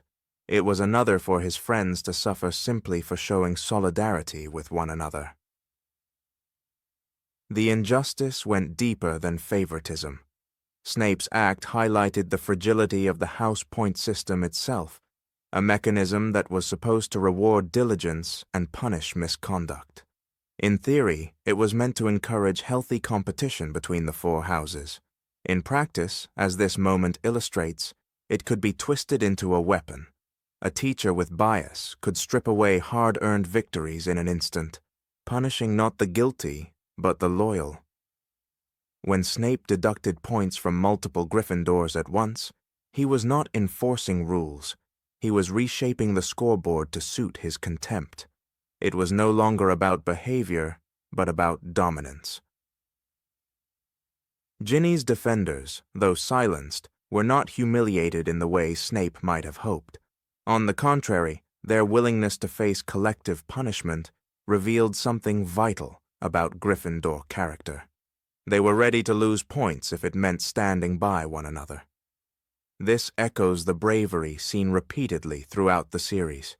Neville Longbottom standing up to friends in the first book, or Hermione Granger standing against unfairness even when it risked her reputation. In this case, Ginny's classmates had chosen to speak against injustice, knowing full well that their resistance would not go unpunished. Snape could remove points, but he could not erase the bond that pushed them to act. The echoes of this small scene resonate with larger themes of the series. The struggle between authority and defiance, between rules and justice, runs through all 7 books. Dolores Umbridge's reign in the Order of the Phoenix made explicit what Snape often embodied in subtler ways. The system could be corrupted from within. A student's courage to resist could be twisted into evidence of insolence. Ginny's defenders became guilty not for wrongdoing, but for daring to question the words of a professor. The crime was not disrespect, but courage, disguised as defiance, and the punishment underscored that Hogwarts, though magical, was no stranger to the injustices of human power. It is also worth noting the irony in Snape's judgment. Here was a man who, in his own youth, had been humiliated by James Potter and Sirius Black, victims of mockery he never forgot. One would think that such a history might inspire sympathy for a young girl facing ridicule. Yet rather than soften him, those experiences hardened him into someone willing to perpetuate the cycle. By deducting points in such a sweeping way, Snape mirrored the cruelty once inflicted on him, targeting not just the guilty, but anyone nearby, enforcing silence through the fear of collective punishment.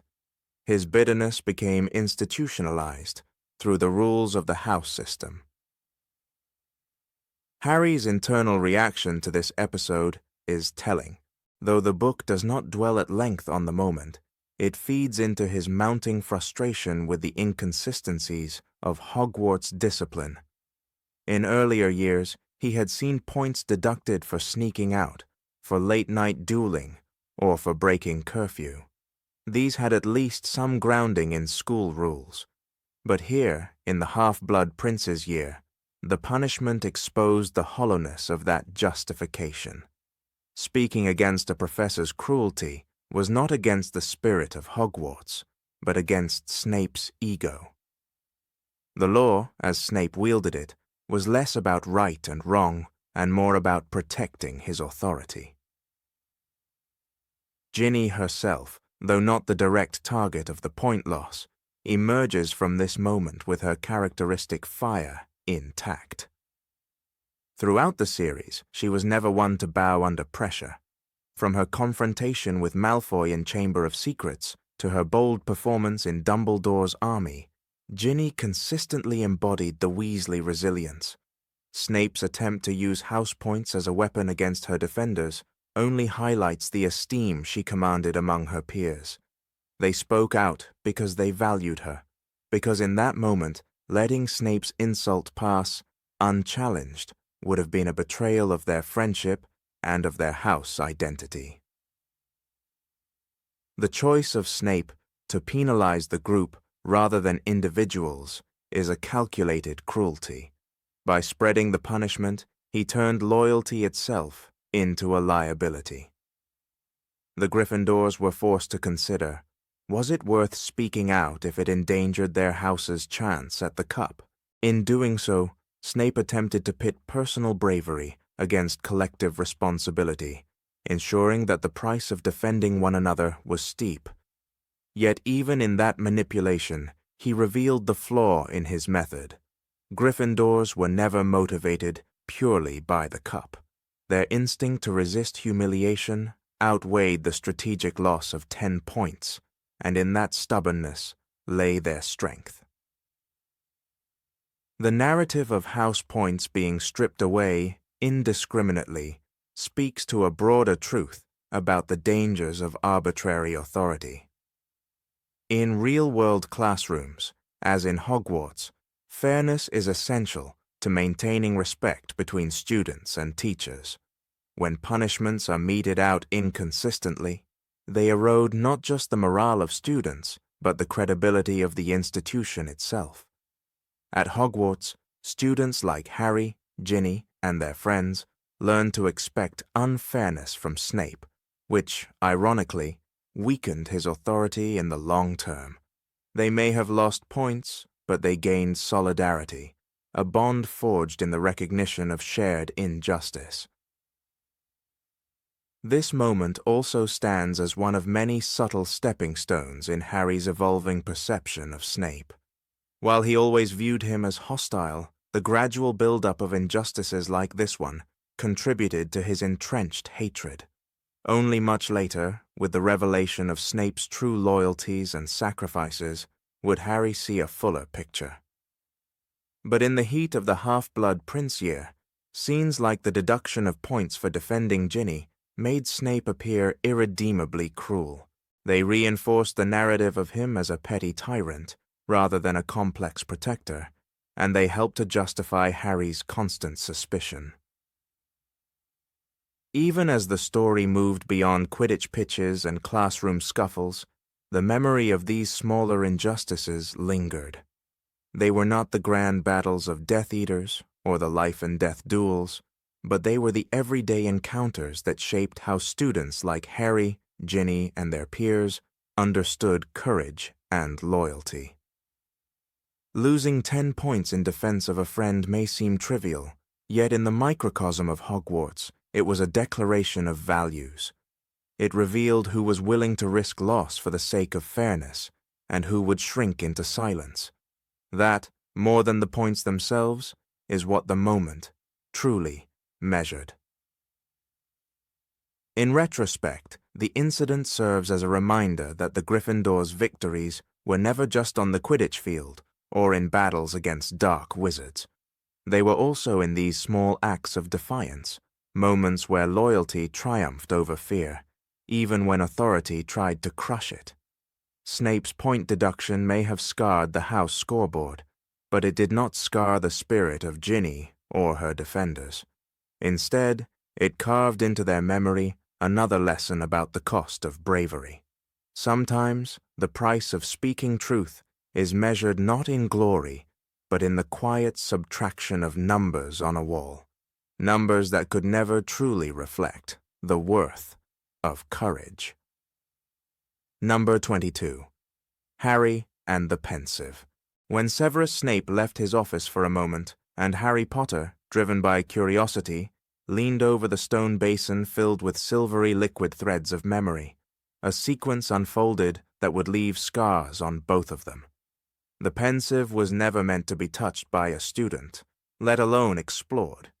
Harry's desire to know more about his enigmatic professor pushed him beyond the line between rules and trespass. When Snape returned and discovered what had happened, his fury was described as beyond words. The punishment he chose, however, was peculiar. Instead of detaining Harry or writing to Professor McGonagall, Snape simply snapped 5 points from Gryffindor, as if the crime of delving into the deepest private humiliation of his life was no different from talking in class.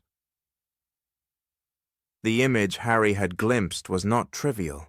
He had seen James Potter, Sirius Black, and Remus Lupin during their school years, tormenting a teenage Snape by dangling him upside down and mocking his poverty. For Snape, these were memories soaked in humiliation, moments that shaped his hatred and his bitterness. That Harry, son of his tormentor, had not only witnessed this, but intruded into the sanctuary where Snape had hidden it, was unbearable. Yet the chosen punishment, deducting points from an entire house, sits oddly in the narrative. Harry's offense was grave, but its consequences were made collective. Gryffindor once again became guilty of the recklessness of one boy. The Hogwarts point system had always been a strange economy of justice. Students were rewarded or punished not as individuals, but as representatives of their house, and Snape himself was the master of this system, using it to favor Slytherin at every opportunity. But this moment with the pensive was different. It was not Harry speaking out of turn in potions or sneaking into the library after hours. It was an intimate violation of Snape's most personal memories. In the logic of the story, the situation demanded either personal retribution or perhaps a direct confrontation with Dumbledore. Instead, Snape turned it into an institutional slap on Gryffindor, as if to declare that Harry's betrayal of trust was the fault of the Lion's Den itself. The scene underscores the imbalance of authority at Hogwarts. Harry, still stunned by what he had witnessed, could barely defend himself. The text says, Snape's face was twisted, the usual mask of cold indifference shattered by rage. He was not thinking like a teacher ensuring discipline. He was acting as a man wounded. Yet the official outlet for this rage was to strike at the symbol Harry represented, his house. 5 points may appear small compared to the gravity of the act, but the principle was harsh. Why should Hermione Granger or Neville Longbottom bear the shame of Harry's curiosity? Snape's choice suggested that, for him, punishing Harry alone was not enough. Gryffindor as a collective had to feel the sting. This raises the question of fairness. Hogwarts was designed to foster unity within each house, but the system also allowed teachers to manipulate loyalty by penalizing or rewarding everyone for the behavior of one. Harry's slip into the pensive was not a communal decision. It was not a late-night adventure planned with Ron and Hermione. It was a solitary act. Yet in Snape's ruling, the faculty of Gryffindor had to pay the price. This recalls earlier instances when Harry, Ron, and Hermione lost 50 points each for being caught out of bed, dragging their entire house from the lead to the bottom of the House Cup standings. But those were matters of school rules, broken in visible ways. The pensive incident was not a matter of school order, but of Snape's wounded pride. What makes this punishment appear even stranger is that Snape did not pursue it further. He could have given Harry detention, as he so often did for trivial reasons. He could have confiscated Harry's wand, reported him to the headmaster, or even demanded expulsion for invading a professor's mind. Instead, the action stopped at a 5-point deduction. It is as if Snape could not fully expose what had happened, because doing so would mean confessing to Dumbledore and others that he was storing personal traumas in his office for any intruder to find. The punishment was symbolic, public enough to humiliate Harry within his house, but private enough to conceal the deeper truth of what had transpired. The narrative tension here lies in Snape's dual role. He was both a professor, guardian of rules, and a man still bleeding from the cruelty of his youth. Harry saw James and Sirius laughing, heard James shout, "This will liven you up, Snivelus," and watched as Snape's dignity was stripped away. The revelation crushed Harry's illusions about his father, but for Snape it was the ultimate violation. The boy who bore James Potter's face had invaded the chamber where Snape's most fragile secrets lived. Yet Snape could not strike Harry physically, nor could he reveal his own weakness before others. The compromise was petty, a point deduction that did not reflect the enormity of his fury. The logic of the punishment also reveals the flawed morality of Hogwarts' discipline system. Instead of teaching Harry about boundaries, privacy, and the weight of violating another person's trust, the punishment sent a different message: that curiosity costs your friends points. It reduced the intimate betrayal into a numeric adjustment on a scoreboard. Harry, who was left shaken and guilt-ridden after seeing his father torment Snape, learned nothing from the punishment itself. What changed him was the content of the memory, not Snape's disciplinary choice. The taking of 5 points was an act of spite, not pedagogy. Snape's choice also fits into a pattern of projecting his hatred of James onto Harry's environment. By punishing Gryffindor collectively, Snape symbolically punished the house of James Potter. It was less about Harry's individual trespass and more about striking back at the legacy of the Marauders. Gryffindor represented the arrogance that had mocked him for years. Harry's intrusion reopened the wound, and the house as a whole had to pay for it. In this sense, the point deduction was not about fairness at all, but about revenge, cloaked in the ordinary mechanics of Hogwarts rules. The scene further illustrates how Harry was repeatedly forced to carry burdens larger than himself. His mistakes were amplified, turned into weapons against those around him. When he faced Cedric's death, he was accused of lying. When Umbridge ruled the school, his detentions bled words into his skin. And here, his act of curiosity not only damaged his own conscience, but also cast another shadow on Gryffindor's reputation. The cumulative effect was to isolate Harry, to make him feel that his very existence endangered those he loved. Snape, consciously or not, fed into this cycle with his petty punishment. The irony is that the content of the pensive memory softened Harry's view of Snape, even as the punishment hardened Snape's hatred of Harry. Harry walked away disturbed, thinking, my father did that." For the first time, he saw the arrogant cruelty that had fueled Snape's grudge. The boy who had idolized James now carried a seed of doubt. Yet Snape, blinded by his fury, could not see that Harry's intrusion had also brought understanding. Instead, he chose to lash out in the old pattern, treating Harry as James reincarnated, and condemning Gryffindor in the process. The mechanics of the Hogwarts point system often appear whimsical throughout the series, but here it becomes tragic. A number on a scoreboard was meant to replace a confrontation between two wounded individuals.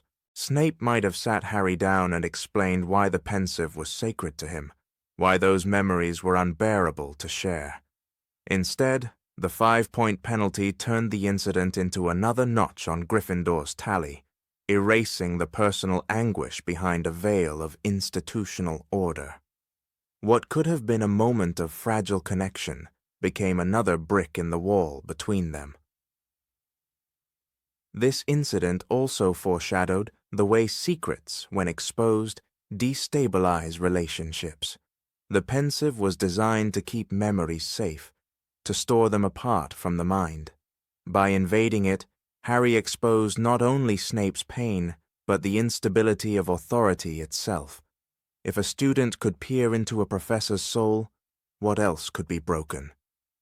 Snape's reaction, to convert this intimate violation into a numerical punishment, was a desperate attempt to restore control. He could not reverse what Harry had seen, but he could pretend to reassert order by invoking the language of house points. Looking back, the strangeness of the punishment underscores one of the series' central contradictions. Hogwarts was a place where the deepest moral lessons were learned not through the official channels of points and detentions, but through personal experience, friendships, betrayals, and revelations. Harry did not become wiser because Snape deducted 5 points. He became wiser because he saw the truth about his father and understood, for the first time, the complexity of Snape's hatred. The punishment was meaningless, a shallow gesture that highlighted the inadequacy of the school's disciplinary framework. And so, in that dimly lit office, where memories shimmered in the stone basin and old wounds bled into the present, the 5 points from Gryffindor became a symbol of something larger. It was the absurdity of collective punishment, the pettiness of authority masking pain, the reduction of personal anguish into house competition. For Harry, the incident left scars of doubt and guilt. For Snape, it deepened the conviction that James Potter still haunted him through his son. And for Gryffindor, it was another undeserved mark, another reminder that in Hogwarts, justice was as fragile and inconsistent as the shifting silver threads inside a pensieve. Number 23. Hermione and the Unpermitted Answers. Of all the odd injustices scattered throughout Harry Potter's years at Hogwarts, few felt as unbalanced and unfair as the times when Hermione Granger lost points for nothing more than eagerness.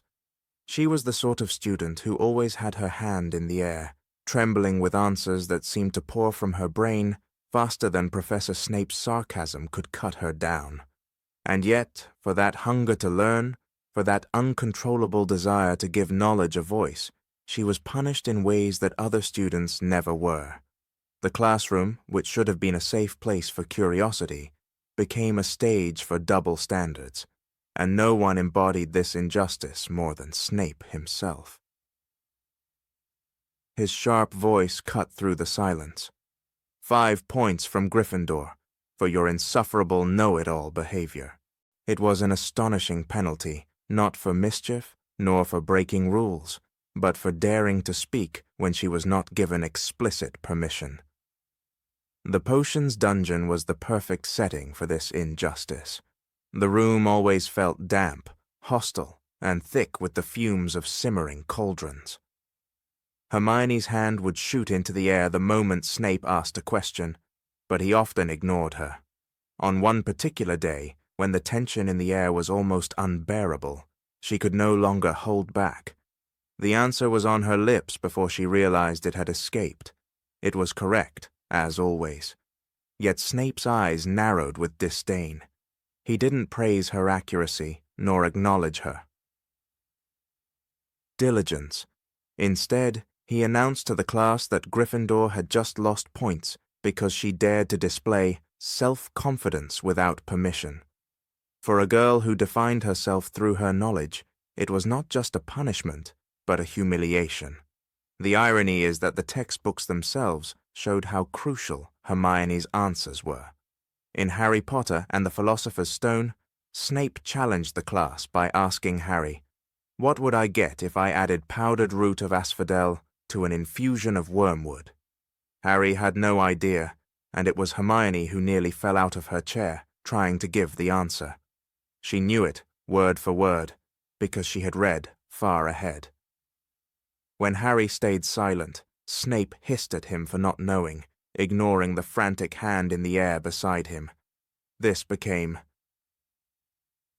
the repeating pattern. Hermione knew, but Snape refused to call on her.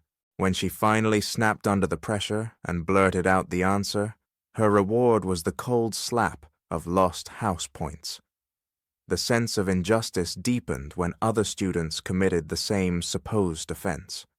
Draco Malfoy often made snide interjections during class, speaking without raising his hand, and yet Snape's face remained impassive, if not amused. There were no penalties for Slytherins who called out answers uninvited. Even when Seamus Finnegan or Dean Thomas muttered aloud during Transfiguration, McGonagall scolded them, but never reduced their house's standing in the competition. Hermione's punishments stood out precisely because they were selective, because they revealed the prejudice Snape carried.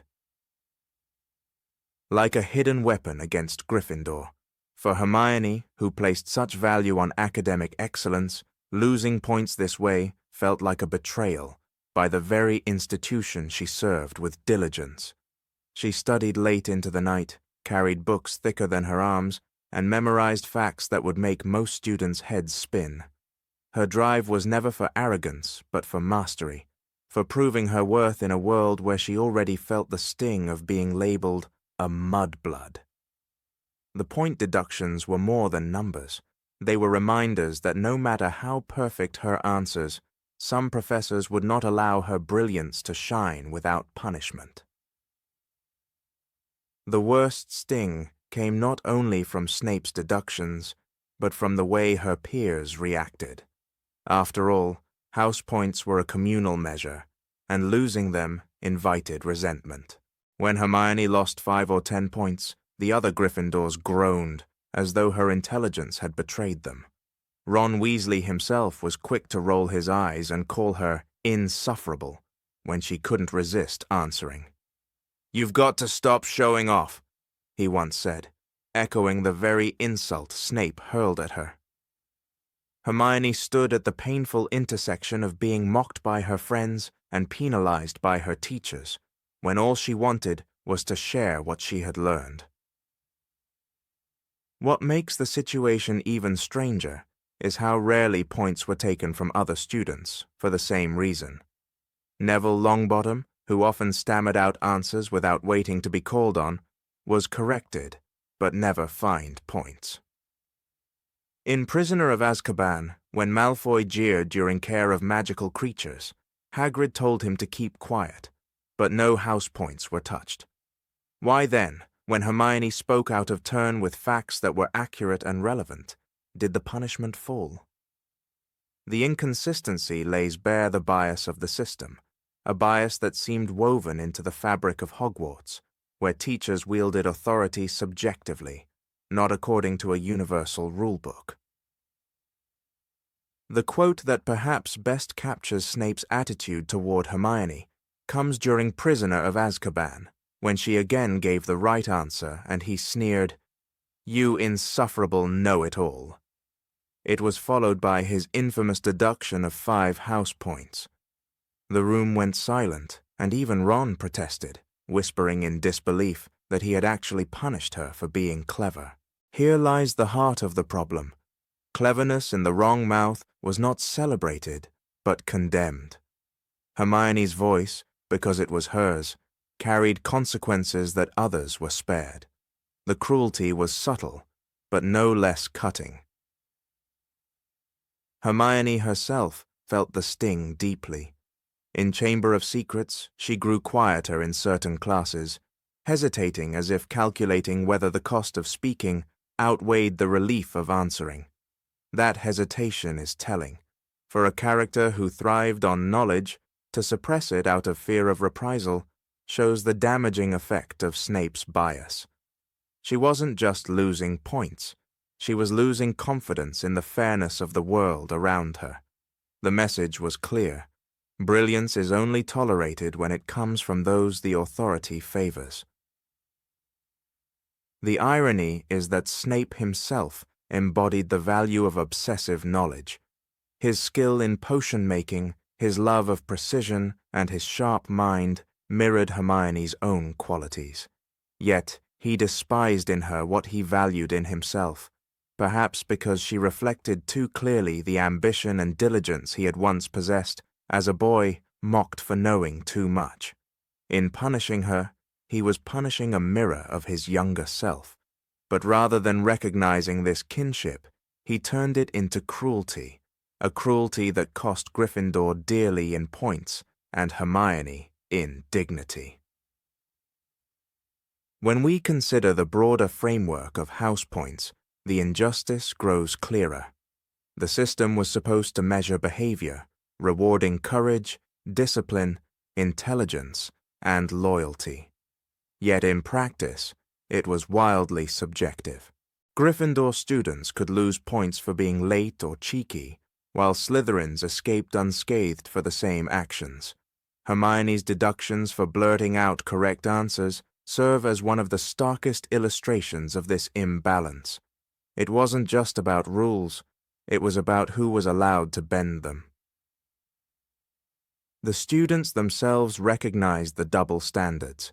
Harry's growing frustration with Snape's favoritism is a recurring theme, and each deduction against Hermione underscored his helplessness. He watched as Malfoy insulted his friends, sneered at teachers, and whispered answers in class without penalty. Meanwhile, Hermione's scholarly precision was treated like arrogance, even when it was the only light in the dungeon's gloom. This awareness of bias added to the hostility between Gryffindor and Slytherin, fueling a rivalry that extended far beyond Quidditch and into the very heart of their education. The punishment also raises a deeper question about the culture of Hogwarts. What does it say about a school when knowledge itself can be punished? The irony that Hermione's hunger for learning, the very essence of a good student, became grounds for humiliation paints a troubling picture. In a castle where bravery and cunning were exalted, intellectual excellence carried a hidden price if displayed too boldly. The echoes of Snape's deduction remind us that even in a magical world, bias and double standards twist justice into something far less noble than the ideals the school claimed to uphold. The injustice of Hermione's lost points might appear minor, just 5 or 10 here and there. Yet these moments symbolized the unfair treatment of students whose only fault was being too capable. They reveal how favoritism and prejudice can poison even the noblest institutions, making victory hollow and discipline arbitrary. For Hermione, those point deductions were not just marks on a scoreboard. They were scars, reminders that brilliance, in the wrong context, could be treated as a flaw rather than a gift. And for Gryffindor, they stood as constant proof that the rules of the game were not the same for everyone, no matter how brightly their lions roared. Number 24. Harry and Draco's Duel. In the second book of J.K. Rowling's saga, Harry Potter and the Chamber of Secrets, one particular moment demonstrates just how strangely the system of punishment and reward at Hogwarts could work. It was the scene in which Harry was pulled into a duel against Draco Malfoy, a duel that was staged under the pretense of tradition but was laced with danger from the very beginning. The faculty member supervising was Gilderoy Lockhart, the flamboyant new defense against the dark arts professor, whose competence was more illusion than substance. It was Lockhart who arranged the so-called dueling club, promising to teach students how to protect themselves. Yet it was his carelessness that turned a school exercise into a hazardous confrontation. What makes the entire episode remarkable is not only the danger Harry faced, but the way the consequences fell disproportionately on him and his house, while Draco, the instigator of the conflict, walked away without repercussions. When the duel began, Draco Malfoy was eager to show off. He had proposed Harry as his opponent, smirking with his usual arrogance, eager to humiliate the boy who lived. In the book, Rowling writes, Malfoy's face went pink. "You're going to duel with Potter, of course," he said, "and we'll see how long you last."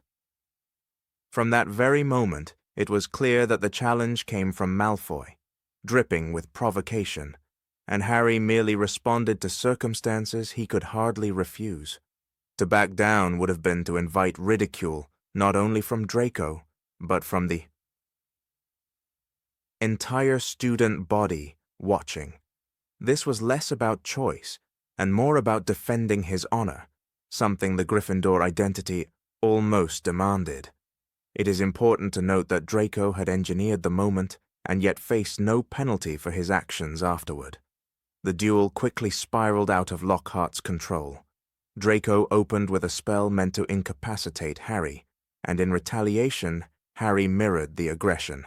But it was when Draco unleashed the spell Serpent Sortia, conjuring a live snake onto the dueling platform, that the danger became visceral. Rowling describes the moment vividly. There was a loud hissing, and a long black snake shot out of Malfoy's wand onto the wooden floor between them. The conjured serpent, coiled and ready to strike, terrified the gathered crowd. Here, the audience witnessed not just posturing, but a genuine threat to Harry's safety. The entire escalation was rooted in Malfoy's reckless magic, his eagerness to intimidate, and his disregard for the rules that should have governed the exercise. What followed was even more bizarre. The snake turned its attention toward another student, Justin Finch-Fletchley, and Harry, driven by instinct, spoke Parseltongue to calm the creature. Instead of gratitude, his ability shocked the crowd, who viewed the act as something sinister. The duel was effectively over, but the fallout had only begun. The impression left in the minds of students and teachers was not that Malfoy had endangered everyone by summoning a snake, but that Harry's strange ability to communicate with it suggested dark intentions. This unfair shift of perception became a catalyst for suspicion, leading to his reputation being smeared throughout the school. The punishment that followed underscores the irony of the Hogwarts disciplinary system. Even though Draco was the one to conjure a serpent in front of his classmates, the negative consequences were aimed squarely at Harry. Gryffindor lost house points, while Draco remained untouched. The logic of the faculty seemed warped. The duel had been encouraged by Lockhart, conducted recklessly by Malfoy, and yet the blame fell on Harry as though he had invited chaos. The message was painfully clear. When a Gryffindor clashed with a Slytherin, Gryffindor often bore the weight of the outcome, regardless of who initiated the trouble. To make matters worse, Snape's presence during the duel guaranteed a slant in judgment. His favoritism toward Draco was already notorious, and he intervened only to control the snake after Harry had spoken Parseltongue. Snape's subtle smirk, noted by Rowling in her description of his reaction, revealed his satisfaction with how events unfolded. It was less about ensuring safety, and more about seizing an opportunity to discredit Harry. The favoritism toward Slytherin and hostility toward Gryffindor had become a defining feature of Snape's tenure as a teacher, and in this moment, it played out with cruel precision. This single incident reflects a pattern seen across the series. Whenever Gryffindor students were drawn into conflicts with Slytherins, even when the latter initiated the provocation, the penalties frequently landed harder on Gryffindor. One might recall earlier moments in Philosopher's Stone, when Harry, Hermione, and Neville were penalized hundreds of points for being out of bed at night, while Draco, who had lured them into the trap, received no real punishment. The duel in Chamber of Secrets echoes that unfairness, making it seem almost institutional at Hogwarts. The rules bent according to favoritism, and the shadow of Slytherin's influence loomed large over justice. Harry's reaction to the fallout also reveals much about his character. Rather than protesting the unfairness, he internalized the suspicion and grew more isolated. The whispers in the corridors, the pointed fingers accusing him of being the heir of Slytherin, all stemmed from the moment when Malfoy conjured a snake and Harry spoke Parseltongue. Rowling captures this isolation with the line, "Harry had never felt so isolated at Hogwarts." The injustice wasn't simply a question of house points lost, but a stain on his reputation, one he hadn't earned but was forced to endure. Malfoy, meanwhile, reveled in the chaos he had sparked, his smirk widening as Harry's standing diminished. The duel also serves as a narrative turning point, highlighting how easily perception can outweigh truth. Students did not care that Draco had broken the spirit of a safe duel by introducing a dangerous creature. They cared that Harry had revealed an ability linked to dark legends. The incident shifted the atmosphere in the castle, deepening the suspicion that already surrounded Harry because of the mysterious attacks on Muggleborns. What began as a childish rivalry staged under Lockhart's incompetence evolved into a serious mark against Harry's character in the eyes of his peers.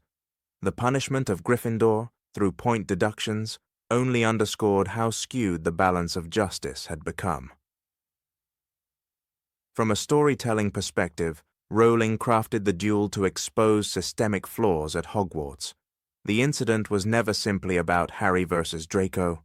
It was about favoritism, prejudice, and the way authority figures influenced outcomes. Lockhart's incompetence set the stage, Malfoy's recklessness introduced danger, Snape's bias sealed the judgment, and Harry's house bore the cost. The structure of blame followed predictable lines, reinforcing the power imbalance between Gryffindor and Slytherin. In that sense, the duel wasn't an isolated case, but part of a larger commentary on the way power and privilege distort fairness. It is also worth noting the emotional weight of Gryffindor's lost points.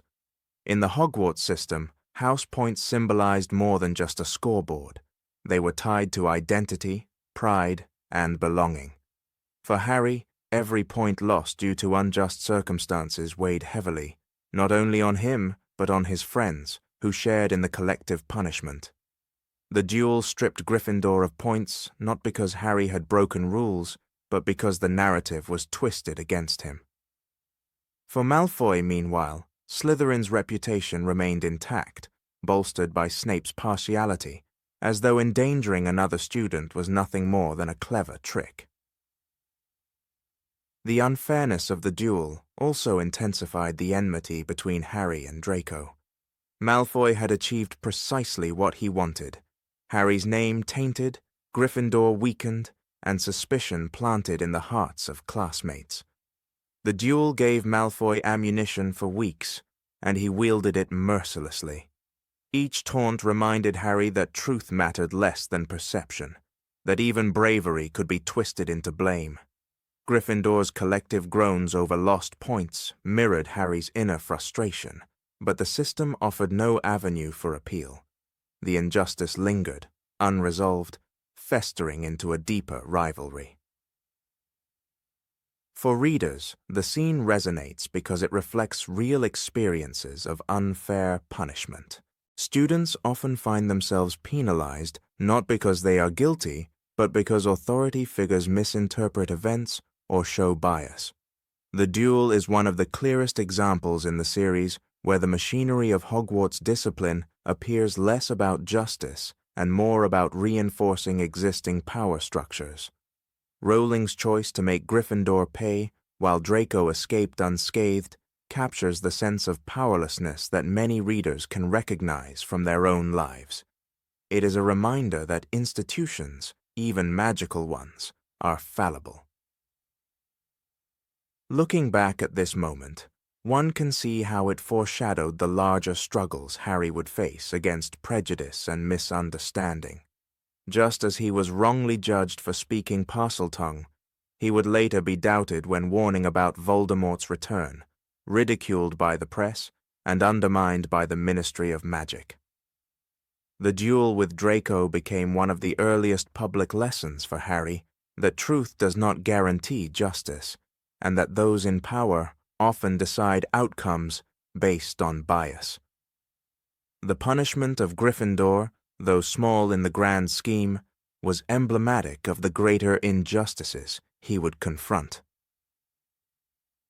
Ultimately, the duel stands out not for its spectacle, but for the absurdity of its aftermath. A reckless spellcaster walked free, a foolish professor shrugged off responsibility, a biased teacher exploited the moment, and the boy who merely defended himself carried the consequences. In the tally of points, Gryffindor paid the price. In the tally of reputation, Harry bore the scars. The entire scene exemplifies the curious, often unjust logic of Hogwarts discipline.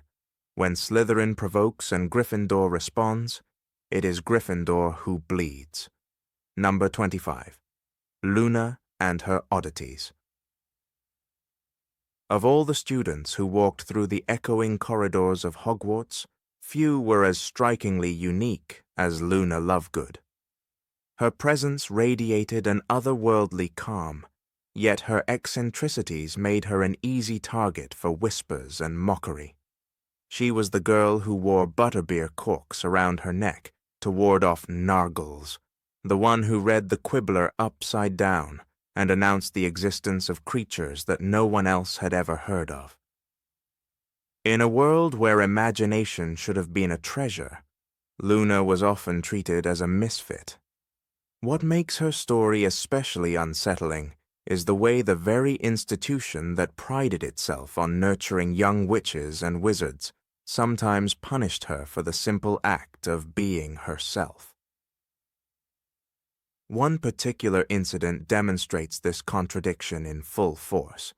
During a Care of Magical Creatures class, Luna began speaking passionately about the existence of the crumple-horned Snorkack, while Hagrid, a man who loved odd beasts with all his heart, was more amused than annoyed. Another teacher in a different lesson was not so forgiving. When Luna continued to bring up imaginary beings in defense against the dark arts under Professor Umbridge's iron rule, she was curtly silenced. Umbridge, whose teaching style left no room for creativity, saw Luna's musings as nothing but nonsense.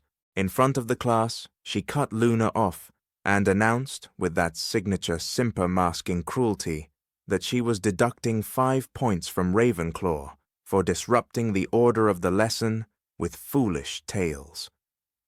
The moment passed quickly, as many punishments at Hogwarts did, but it carried heavy weight. It meant that Luna's imagination, her way of connecting to the world, was marked as a flaw.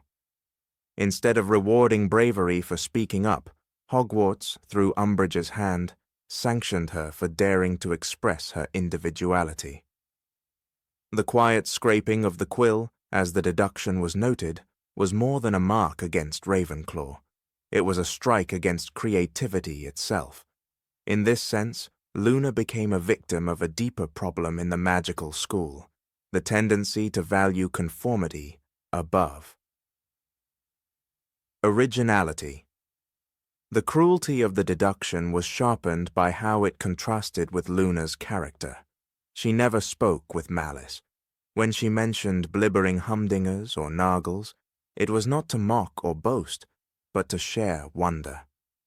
Her strange truths were her way of reaching for meaning in a world that often seemed cruel and confusing.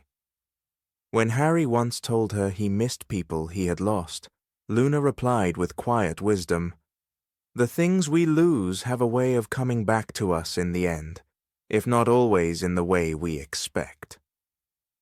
That gentle kindness was in her voice even when she was ridiculed, and yet, instead of encouragement, she faced penalties. The irony is that Hogwarts itself was built on stories that once seemed unbelievable. A basilisk slumbered beneath the castle for centuries. Ghosts roamed the halls, and talking portraits advised generations of students. If anyone outside the wizarding world had heard of these things, they would have called them fantasies. But within Hogwarts, fantasy was supposed to be reality. Why then did Luna's claims about hidden creatures suddenly become grounds for scorn? The answer lies not in truth, but in power. Those who held authority, especially figures like Umbridge, feared anything that disrupted their control. Luna's strangeness did not fit the tidy, rigid framework they demanded, and so it was punished. The loss of points may seem trivial, but to a student, it was devastating. House points were a public currency of worth. They represented the loyalty of peers, the pride of a common room, the sense of belonging to a tradition. When Luna lost points, Ravenclaws glared at her. Whispers followed her back to her seat. It was not just Umbridge's punishment she carried. It was the quiet resentment of those who believed she had cost them victory in the House Cup. For someone already isolated, the deduction only pushed her further to the margins. Consider the context of her position in Ravenclaw. This was the house of intellect, logic, and sharp wit. To many of her peers, Luna was an anomaly, a shadow that did not quite match the house's image of brilliance. They called her Loony Lovegood and hid her possessions. Each time points were deducted because of her, that nickname grew sharper, like a blade honed by cruelty. It reinforced the idea that she was not only different, but a burden. What made it worse was that she bore it all with a serene smile, which often infuriated her detractors further. Punishments like these were not isolated to Luna alone. Even Harry experienced deductions for speaking what others did not want to hear. In Harry Potter and the Order of the Phoenix, when Harry claimed that Voldemort had returned, Umbridge punished him by docking points and forcing him to write lines in his own blood. Truth itself became dangerous under her regime. Yet the key difference is that Harry's defiance was rooted in direct experience and evidence, while Luna's was woven from belief and imagination. In both cases, the punishment exposed Hogwarts' darker truth. Conformity was safer than courage. The brilliance of Luna's presence in the series lies in how she embodies the courage to be unapologetically different. When points were stripped away from her, it was not her who was diminished, but the system itself. It showed how Hogwarts, despite its magic, often mirrored the rigid hierarchies of the ordinary world. A girl's refusal to silence her imagination became a disruption, a threat to order, even though she was guilty of nothing but honesty.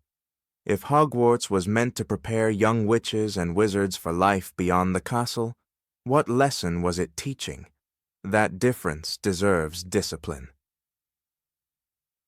Luna's punishment also highlights the hypocrisy of authority figures. Teachers like Professor Trelawney were free to predict the grim fate of every student in her class, no matter how absurd the prophecy sounded. Divination, after all, was an official subject, sanctioned by the school. Yet Luna's whimsical tales about Snorkax were derided as distractions. It reveals that the issue was never about truth or falsehood, but about who had the right to tell stories. Authority decided which fantasies were acceptable and which were foolish, regardless of their substance. The emotional weight of the incident on Luna cannot be underestimated. Though she appeared untouched, floating above the cruelty of others, she was still human. Later, Harry noticed how her belongings had been stolen and pinned up by other Ravenclaws, mocking her openly. She admitted that people took her things all the time. That calm acceptance was not born of indifference, but resilience. She knew she could not stop them from taking points, from laughing at her beliefs, or from calling her names. What she could do was remain herself, untouched at the core. That resilience became her quiet rebellion.